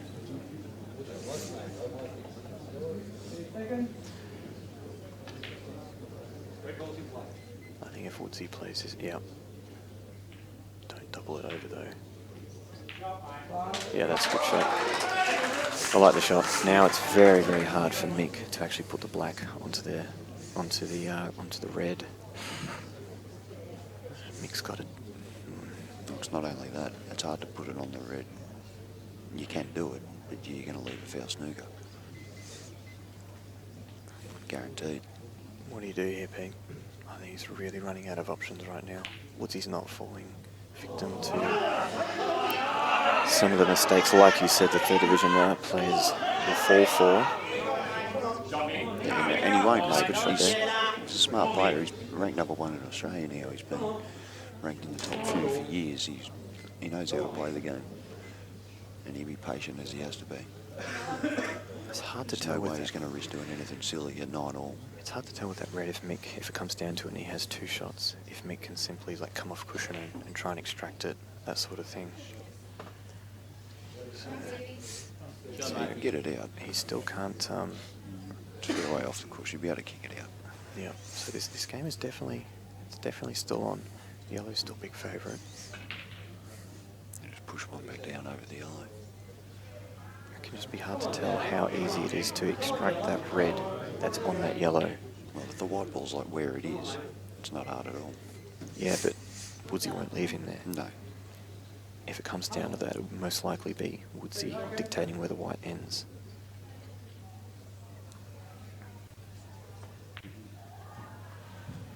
So they're both 6-all, 9-all, 7-all, mate.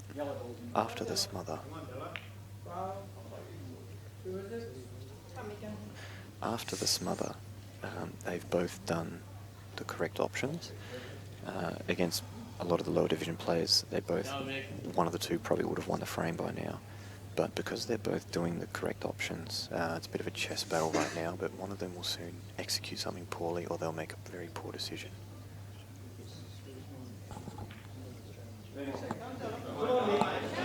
Either way, they both played like champions. They both actually deserve to win this, but Yeah, unfortunately, one of them won't. that's it. And more than likely, one of them will.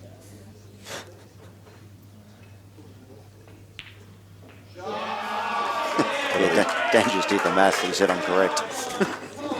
Yeah. Did you punch that into the computer?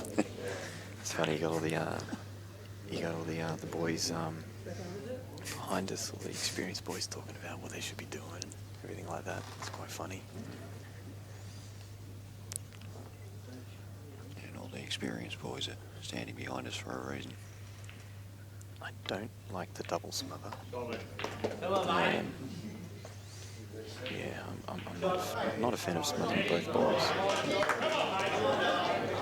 But I can't really predict what they had to do here because I just don't know how easy Mick can extract that red down the bottom right. If it's very, very difficult. Big red got up. That's huge. Big comeback there. Stubbsy's had a good tournament.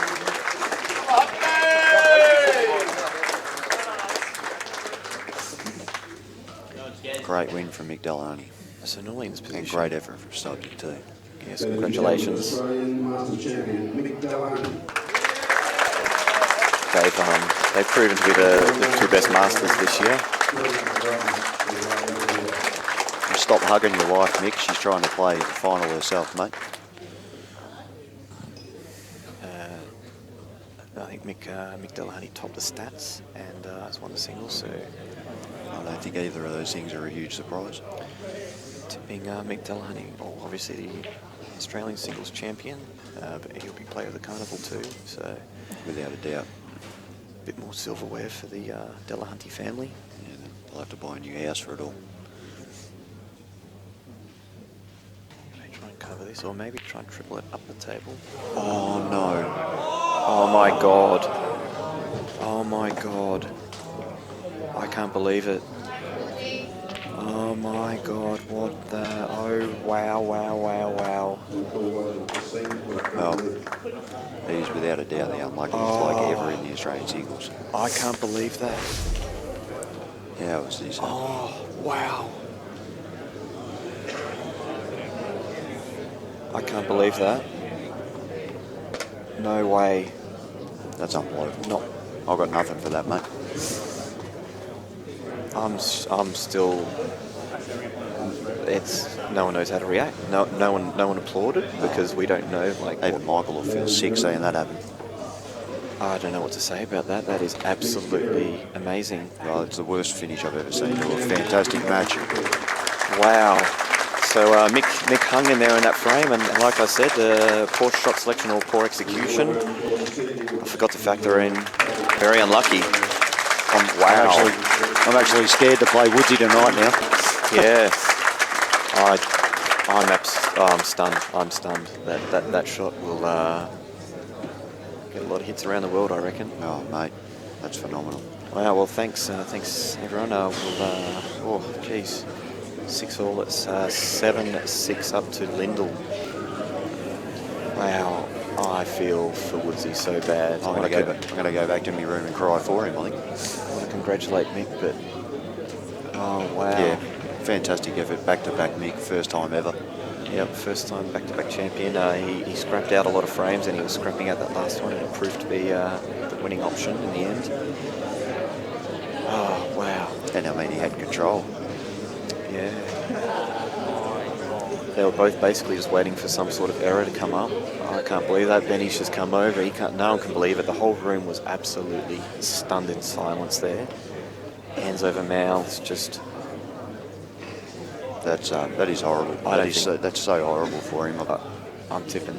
I don't think you're going to see anyone make fun of Woodsy for that one. No, that's like Jamieson in the City Melbourne snooker final. He's knocked in a 50 clearance to win by 2 points and gone off in the long corner on the black for a spot in the Goldfields. I mean, that's unbelievable. Can you believe that? Can you believe that? I'm still stunned.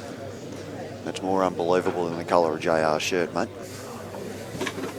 All right. I'm going to jump off the mic, congratulate Mick. Time for us to go rest. I don't know what to say to Woodsy. I'm actually not going to say anything because I don't know what to say. Well, right, thanks sign everyone off for joining in.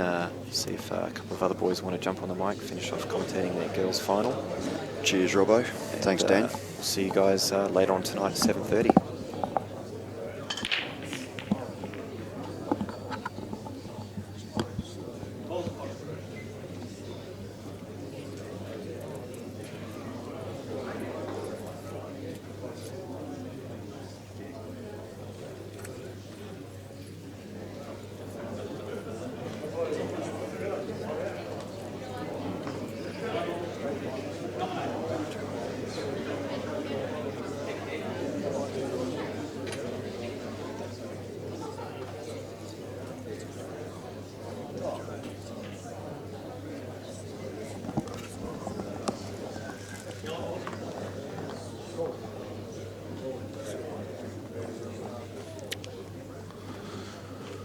Okay, so Steve Jamieson here, just stepping in for the boys to finish off this match. And it's 7-6 to Lyndall. Race to 9.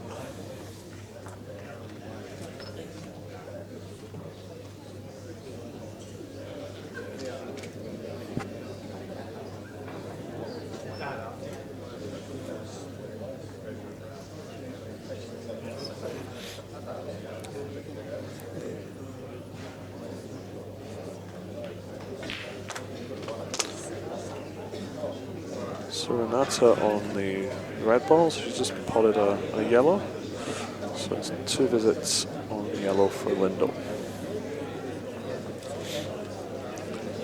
Got good control on the top end of the table there with 2 yellows near the pocket. So firm favourite from here. Just a couple of tricky balls near the black to negotiate.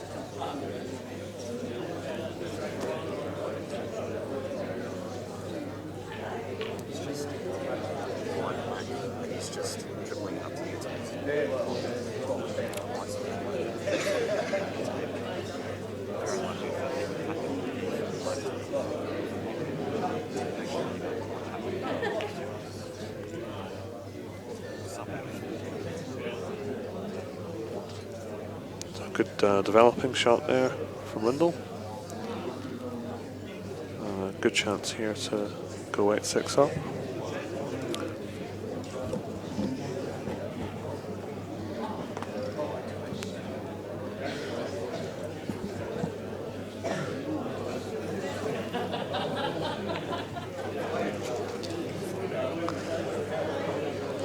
So I'm hoping someone might join me in the commentary box.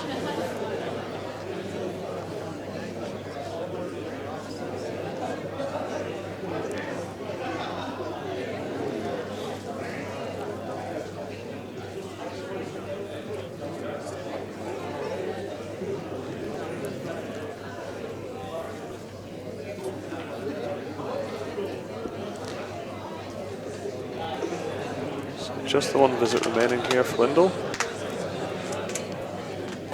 And she's going to try this yellow in the middle pocket.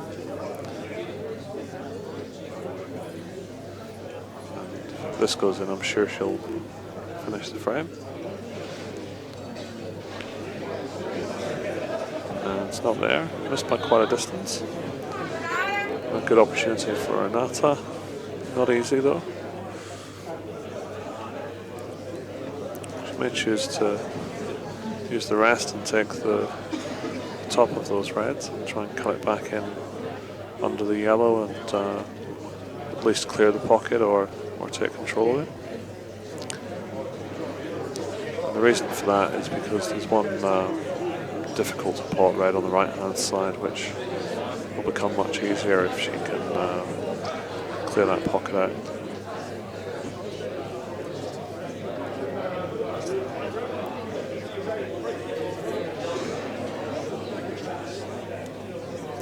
Not quite hard enough. So, not a great shot from Renata. And gives Lyndall an opportunity to go out, but this is tricky. She might try and clear the black here off this visit, or just go straight up to the bulk end, one of the two. And that's a pretty good shot.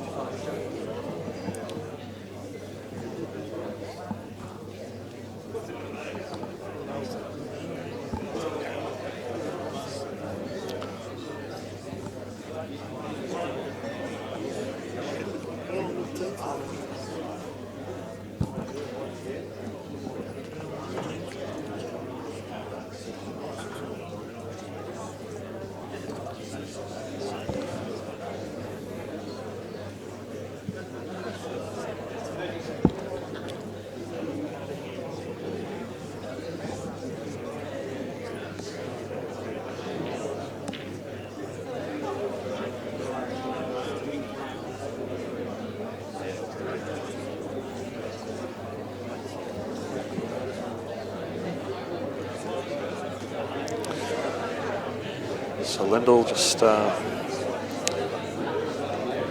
working out what to do with this black. It's very tricky. Can't really see much you can do other than try and flick the black off the red and put it into the left centre pocket at pace. A good effort, and the lead is pretty tasty for Renata here.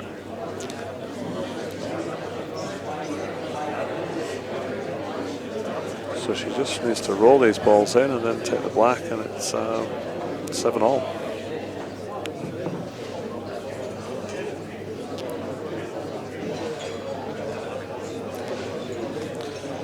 So I'm going to be joined in a couple of minutes by Kevin Harvey.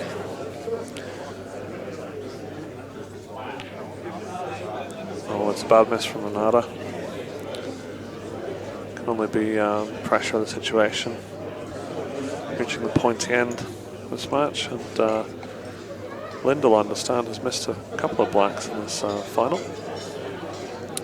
so that will be on her mind. It tends to become a disease when that happens to you, but she'll be hopeful she can knock this in and not go in the centre pocket with the white ball. And that's what happens when you miss a couple of blacks. It's just makes you think a little bit more than you would normally on the next one. So, third or fourth opportunity for Renata here to win this frame, and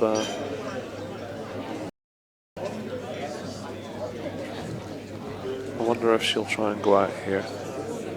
Notice the women's game is quite a tactical game, so a lot of the women take the option to play for a snooker in 2 shots rather than attack the balls, but let's see what Renata's going to do here.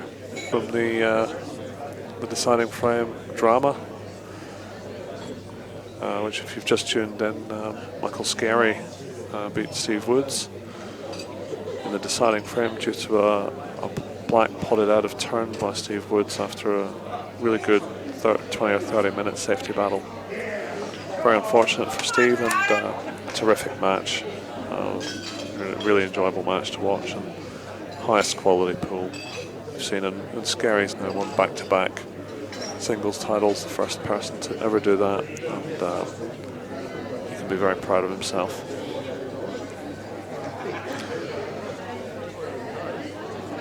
So Renata still going here, choosing to attack the balls, which is good.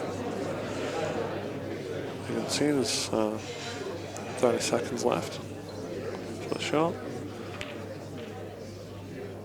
and that's played pretty well. Would have probably liked to have moved just half a ball further to the left to just roll this in. It looks like she might have to punch it in and come off the left-hand cushion. But if she gets the pot, she should be on the black, and she hasn't. And Lyndall will be counting her lucky stars if she knocks this in. And unbelievably, the tension out there is, you can cut the tension with a knife. So Renata wouldn't have expected another shot here. She's got one. And so she'll just think, well, I've got a free shot here I didn't expect to have. Let's just pot it in the middle and go 7-all, thanks very much. Well taken. Very well taken.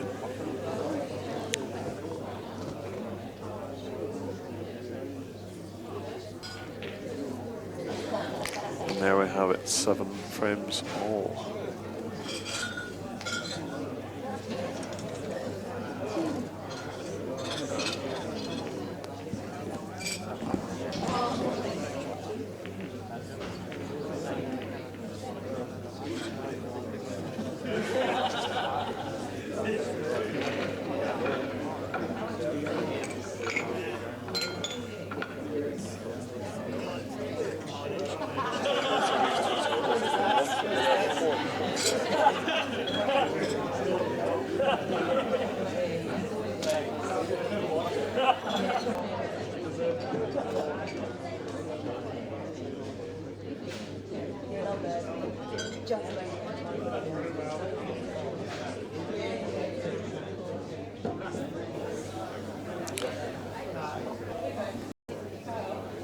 Okay, so 7 frames all, race to 9.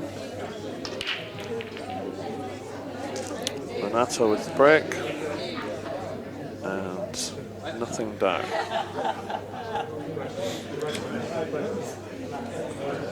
So both colours look okay, but red's probably just slightly better.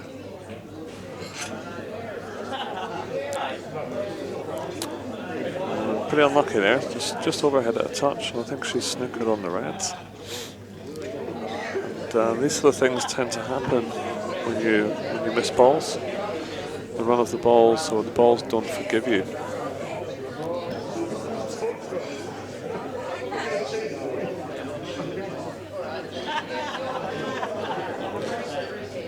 So well played, good coverage on the left-hand corner pocket.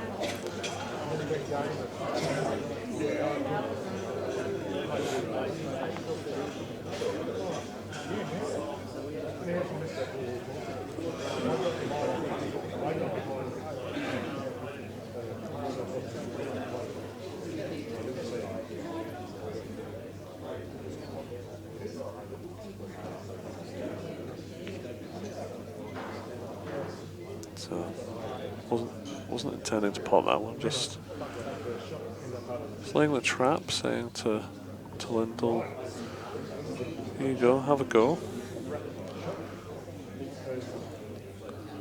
Which is not a bad strategy, given the way the match has gone.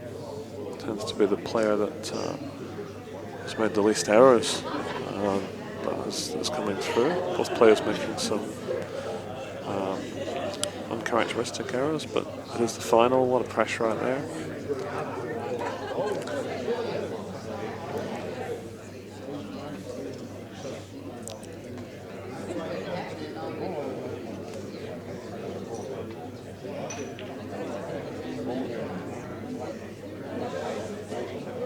So not a bad shot there, just freeing the black up for Lyndall. Still a few tricky reds, a couple of tricky reds though, so a deliberate foul here and lay the trap for Lyndall.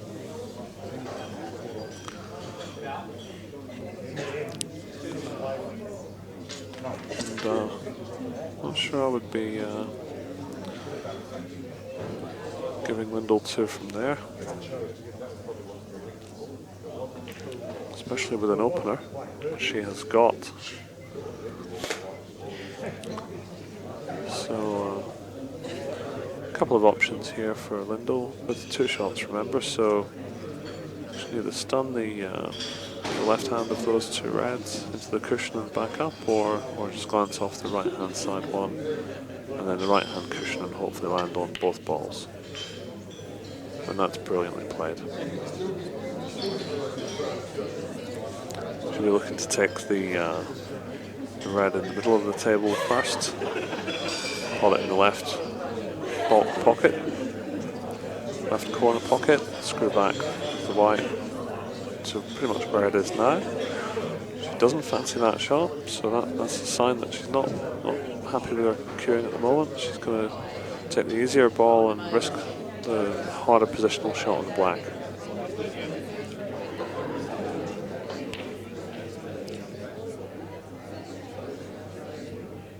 So that was the only risk with that shot. Didn't agree with the choice of shot. She's got a very tricky cut here on the red. I would probably be cutting this in because there's a yellow there which the white would be careering into. She's going to pot it in the corner actually, because the black does pot from the left side of the middle part of the table, so actually this is probably the better option. And not ideal, so Renata, her strategy worked, her trap was laid, and let's see if she can take advantage.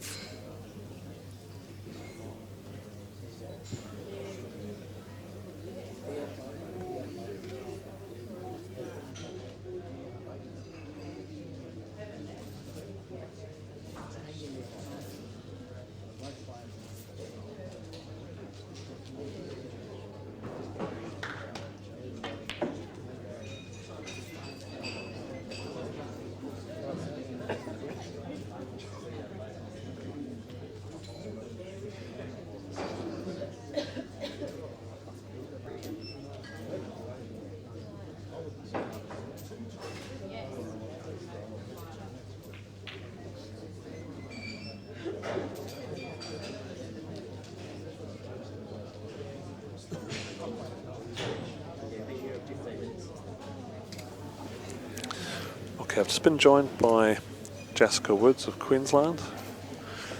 How you doing, Jess? Yeah, I'm pretty good, thanks. How are you? Yeah, pretty good. So, is this race to 9? Race to 9. And Renata's on yellows, having deliberately given Lyndall 2 shots at the start of the game and said, have a dip.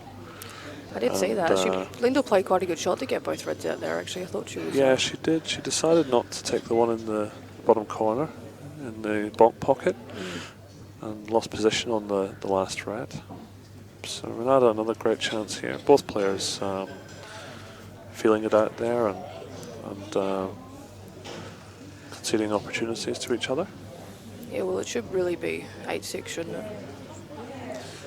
Oh, look, they both had their chances. I think they could both probably say the same thing. Yeah. It's a good shot. So 3 roll-ins for 8-7 lead.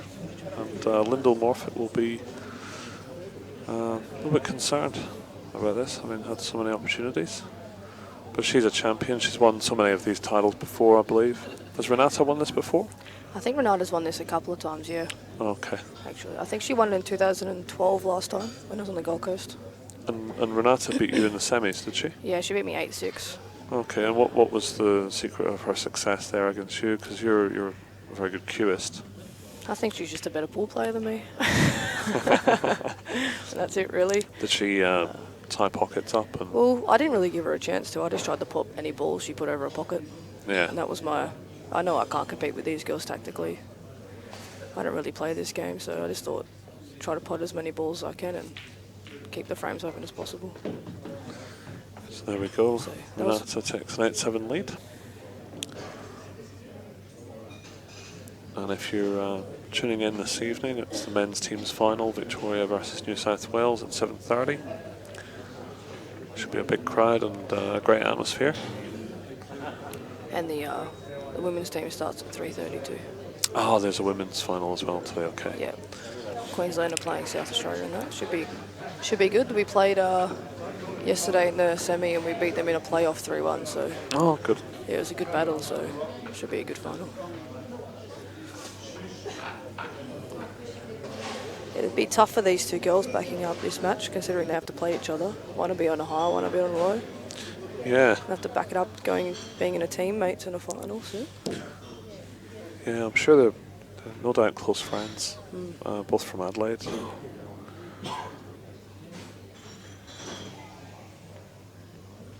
Who's got the best break in the women's game, Jess? It's hard to say, I think. Well, on the strength of that, I would say Lyndall Morphett. She's a very good break. Very good break. I think it's everyone's been struggling here though a bit. Do you find these triangles? I don't think they're racking the balls very well. Okay. I've seen a lot of dry breaks at this tournament. Yeah, I've had a lot of dry breaks as well, but it's not the triangle, it's just my rubbish cueing off the break. Yeah, I don't believe that.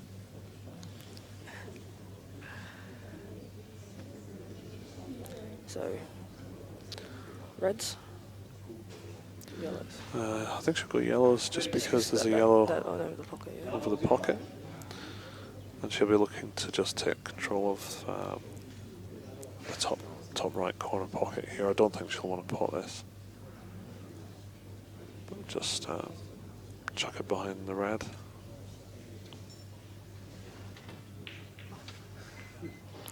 Good shot. Yep. These tables pockets are quite tight, so the red's now in quite a difficult spot to pot it as well in that previous shot. So It's quite hard to see the angle from here, but she could knock this in and take this pocket. I think she's going to roll it in and play the double.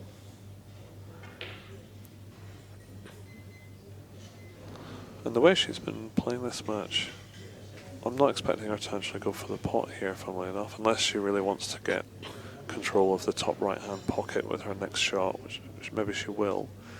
But even if this stays over the hole, I think she'll just lure Lyndall into going for the out again. There you go. Yeah, so didn't even intend to pot that. And she's saying, go on, have a go, Lyndall. I'll just clean up again at the end.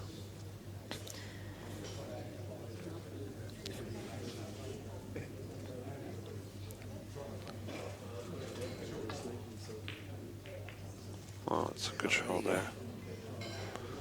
Pretty sure she's taking that pocket now. It's an excellent shot. Yeah, especially these pockets. I don't think she might be able to jam them out, but I don't think she'll be able to take the pocket. They're quite tight, these.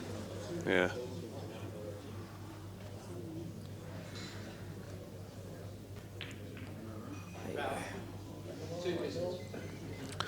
And if you've just joined us, we might try and ask Dan Lynch if he can give us a replay of the final shot of the men's final, just at some point during this frame.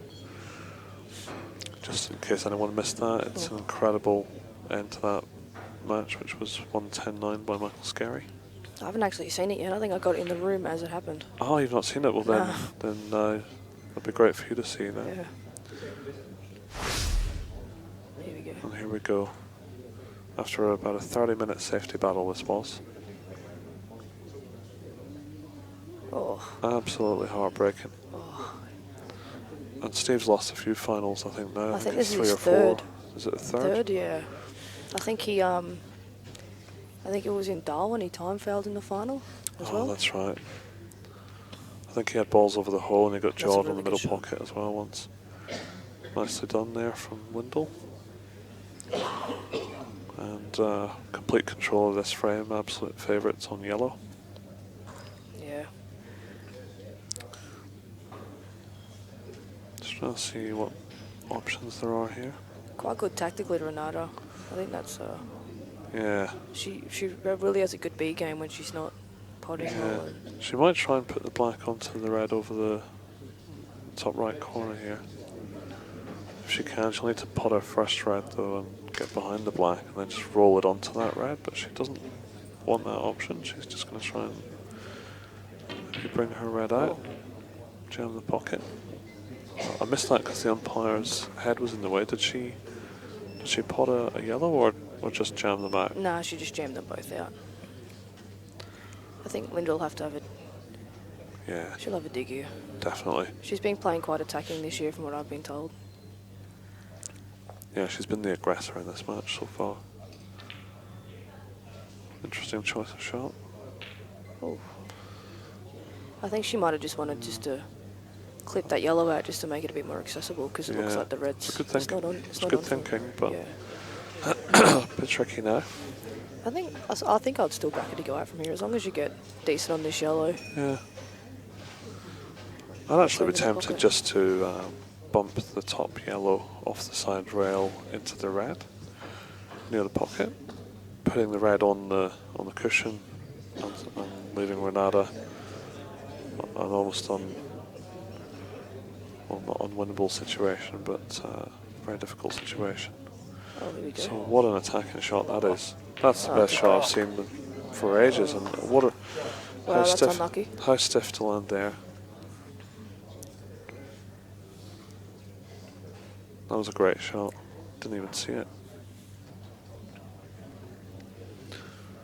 No, it's not all doom and gloom because I think she can come cushion first. Look at this, everyone.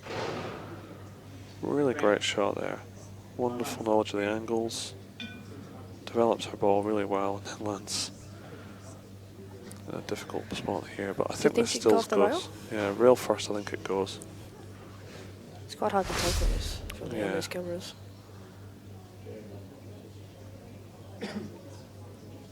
So just needs to get anything on this. Ooh. Yeah, very stiff to land up there. So this is pretty much the black Lyndall missed in I think it was the previous frame, Jess, where this red is. I think it was Something like was it that. to go 7-all? Yeah. And She seemed to I think she just got off her chair too quickly. yeah, I'm tipping just to roll up to the pocket here. Just to make sure she. Oh no. Oh, Surprising choice there. interesting. Renata's an interesting player because whenever I think she's going to lay up, she goes for it. Whenever I Yeah. think she's going to go for it, she lays up. I found that with her yesterday that I wasn't really too sure what she was ever going to do. So she would, when I thought I was going to be in trouble in her frame, she'd go and out.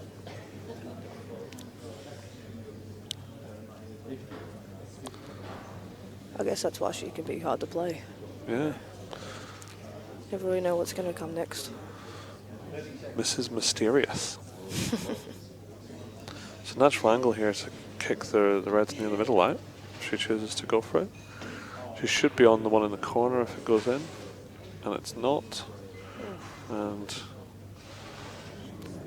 good opportunity for Lyndall here. She just has to. Just a tricky opener just because she's queuing over another red. And which tables are these? Are these the? These are the true line tables. Okay. Wasn't as hard as I thought.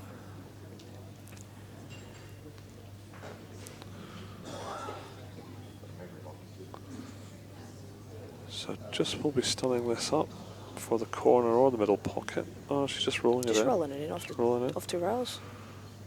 I think she'll definitely not want to go in the middle, so that's pretty much perfect. So having missed, I think 3 maybe Has she? blacks in this final. It's not like her, is it? She should be alright at this one, I'm sure. And it's there. Well, Hill in all 3 finals, eh? Ladies and gentlemen, that's the 3rd final today, depending on the distance.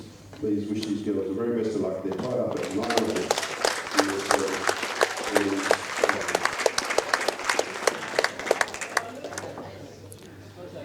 I wonder when the last time that happened was. All 3 finals went Hill. Yeah, I reckon probably first time ever.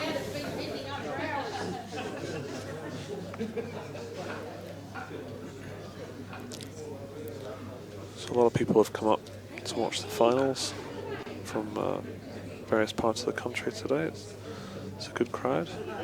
There's a sea of South Australia folk on the other side of the room supporting their compadres. Who do you think's favourite for this frame, or do you think it's even money? I think I like Lyndall here. Yeah, I would have She to just agree. seems to be the more confident cubist to me. Yeah. But given the pressure and the situation, it also wouldn't surprise me if Renata gets another strawberry. Oh. That's a nice break too. Yeah, lovely break. That's really what you want to see in Goodness me, the last that's- frame, isn't it? You don't like to see them clustered, do you? No. The only challenge here is which one to go for. They're both great. There's one. I think I'd probably be taking yellows if you can get a decent opener. Just because this one down the rail is red. Yeah, there's a All the rail. yellows. There's a yellow on the other rail up top though as well. So I think red's here, but actually no, because the red at the top of the screen I don't think passes the yellow into the right corner. So if she pots this, she's going to try and take that difficult ball down the rail now.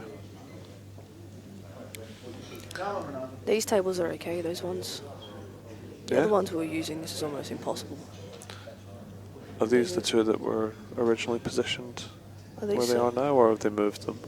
I'm not too sure, to be honest. Thanks to the sponsors, Mitchell Quality Billiards Accessories, Consolidated Leisure and Sport, Trueline, Aramith, All-Star Pool Tables, and Strawn Cloth.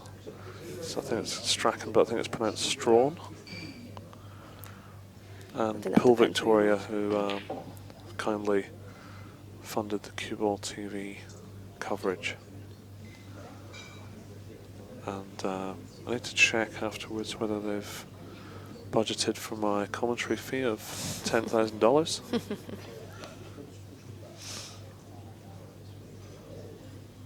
Which is great value.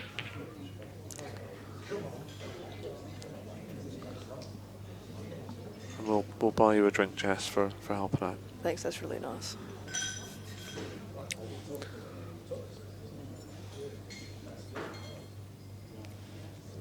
So Renata's going for it here. Do you think she'll go for a dig here? I think she will if this red goes. Yeah. And it looks very tight to me. I think this is... If it doesn't go, she's just rolling it over the pocket. There It's you in. go. So a really think good this is- chance here to win the yeah. match. Goodness. This is one good shot here, and all she really has to do is keep a nerve. That's right. This is going to be the hardest pot in this out. Just because it's slightly acute angle down the rail. Bridging over a yellow as well.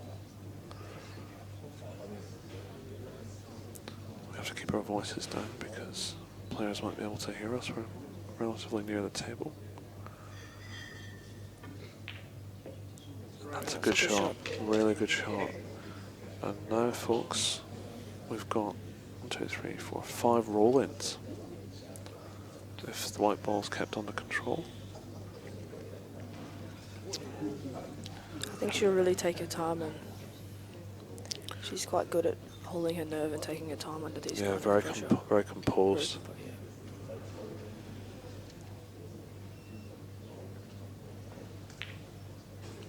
Oh. After we just said that.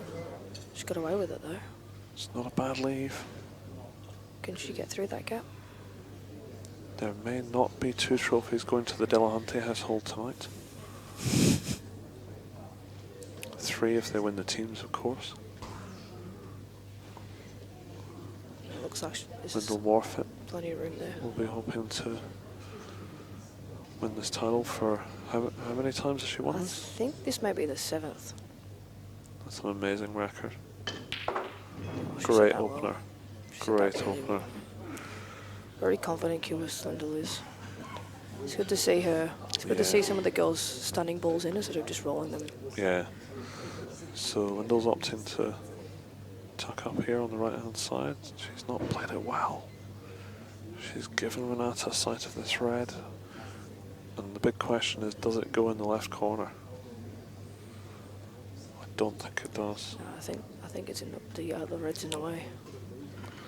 I think if it would have gone, Renata would have probably done a couple of star jumps and a pirouette.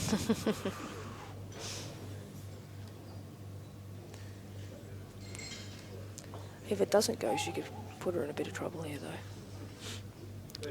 Yeah, Maybe. but looks Maybe like it does she's gone go. for it. Can we go for it? No. I'm really puzzled as to what she was doing there. The percentages in covering that middle pocket were not ideal. I mean, this is almost a gift. I think I would just clipped off that. Yeah, put the white down in Just put the white on the top rail and near put the a bit corner of pressure pocket. Near the corner pocket. Yeah, just put a bit of pressure on Lyndall to have to play a good shot back. Unless she's thinking, unless she doesn't back Lyndall to get the ball on the rail, and she's saying, right, go for it. I'm going to clean up if you miss. It's a very risky trap to lay. Ooh. And the gamble looks like it's paid off. Great chance now. She's got to go for these now. What's the starter ball though? Plant on the left hand side into the middle. Yeah. Yeah, it's a. Although in Australia people call it a train as well, or a jackie. A train? I've heard people calling it a train. I've never heard that one before. Yeah.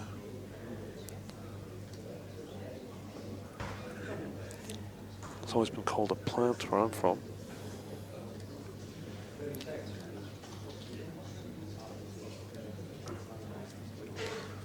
Victorians come up with some weird sayings. Must be the Victorians. Yeah. So she's not going for the plant. This is not the shot in my humble opinion. But that is a great pot. That's a cracker. Great call from the commentary there. And there was an element of safety in mind with that shot, I've just realised. I think that might have been why she played it. So credit to Renata there for seeing that. I stand corrected. I also don't think that played bow to her superior pool knowledge compared to me. That's, So she should still take these on. I think this is a plays this well. She should be out from here. Yeah, she's banking on a good contact with the yellow after this red though. And it's not easy, there's a chance of an in-off. She's just hit that hard and hoped. Yeah, I'm surprised by the choice of I would have probably gone for the red at the bottom first. Yeah, I think I would. And then come around and play the plant. I think You're going to be on the object ball of the plant if you get the pot with the other one. Yeah. So this is tricky now. The risk of, dare I say, putting the black in the left centre off the red if she tries to put it in the middle. We couldn't seriously have the same thing happen in both finals. That would be ridiculous. And I think having seen that from Steve Woods earlier, Renata probably not even going anywhere near that black. It looks like she's playing it to the middle. Yeah. Oh, you've called it. Oh. I just don't think it's just too risky. Good call from the commentary box. Why give it a chance? You're nowhere near the other red either. You know you're going to have to play another good shot there. So what's actually been left now is Lyndall's in all worlds of trouble here. She's going to have to get a really tight snooker down at the top end of the table and pot this difficult opener. Can she do it? 30 seconds. It's there.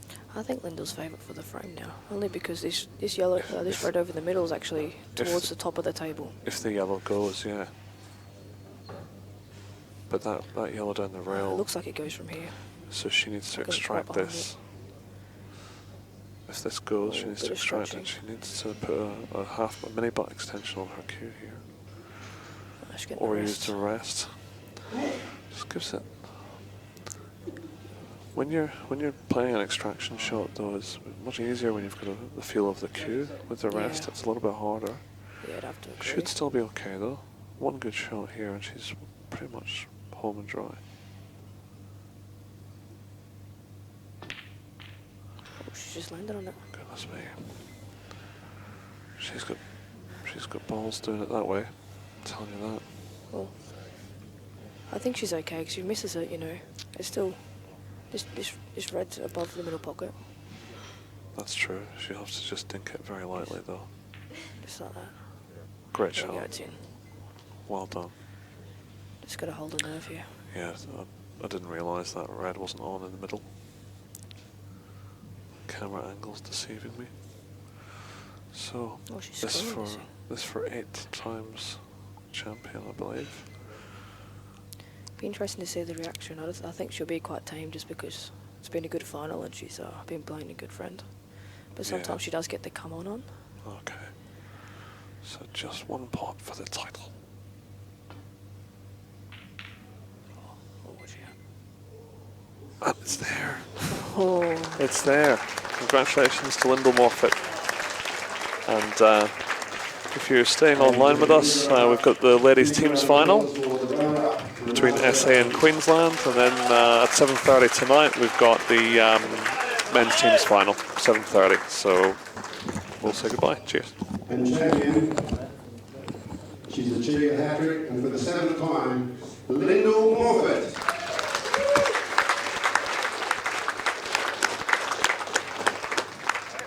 Another magnificent final. Please a big round of applause for both of these finalists who have taken the 3rd final today, right down to the wire, Renata, Delahunty and Lyndall Morphett. And I'm sure we'd like both of them to say a few words. Renata. Ladies and gentlemen, Renata Delahunty. Thanks, Joe. I just want to say congratulations to Lyndall. You played beautifully, well deserved. I'd also like to congratulate Mick, my husband, on winning the Masters. It's absolutely fantastic. Thanks to Sid and Katrina for umpiring. Really, really appreciate it. Thanks to the AVF and everybody who helped organise it.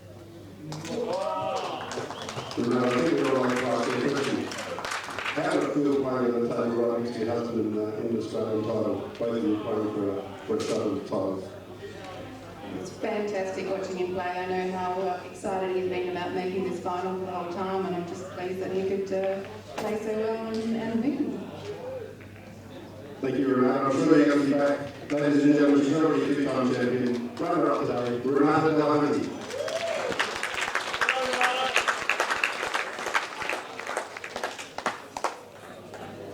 And now, I thought she'd run away. Lyndall Morphett, big round of applause. Women's Champion 2015. First of all, I'd like to thank Renata for such a great match. It's probably the closest one I've ever had in a final, and I was a bit worried for a little while. Well, actually a whole match, but even on the last black. Thank you to everybody for the support. It's hard work when you got two teammates playing each other, but thanks everybody for being here and supporting both of us, and come on SA. You seem to be playing catch up all day today. Yeah, I was doing that yesterday too. Just got to keep focusing and keep fighting and just trying your hardest and never giving up and always believe in yourself. And how does it feel to win number 7, and how does it compare with the others? Feels pretty good. A bit speechless, I suppose. I really don't know. It feels good to win one as a Morphett.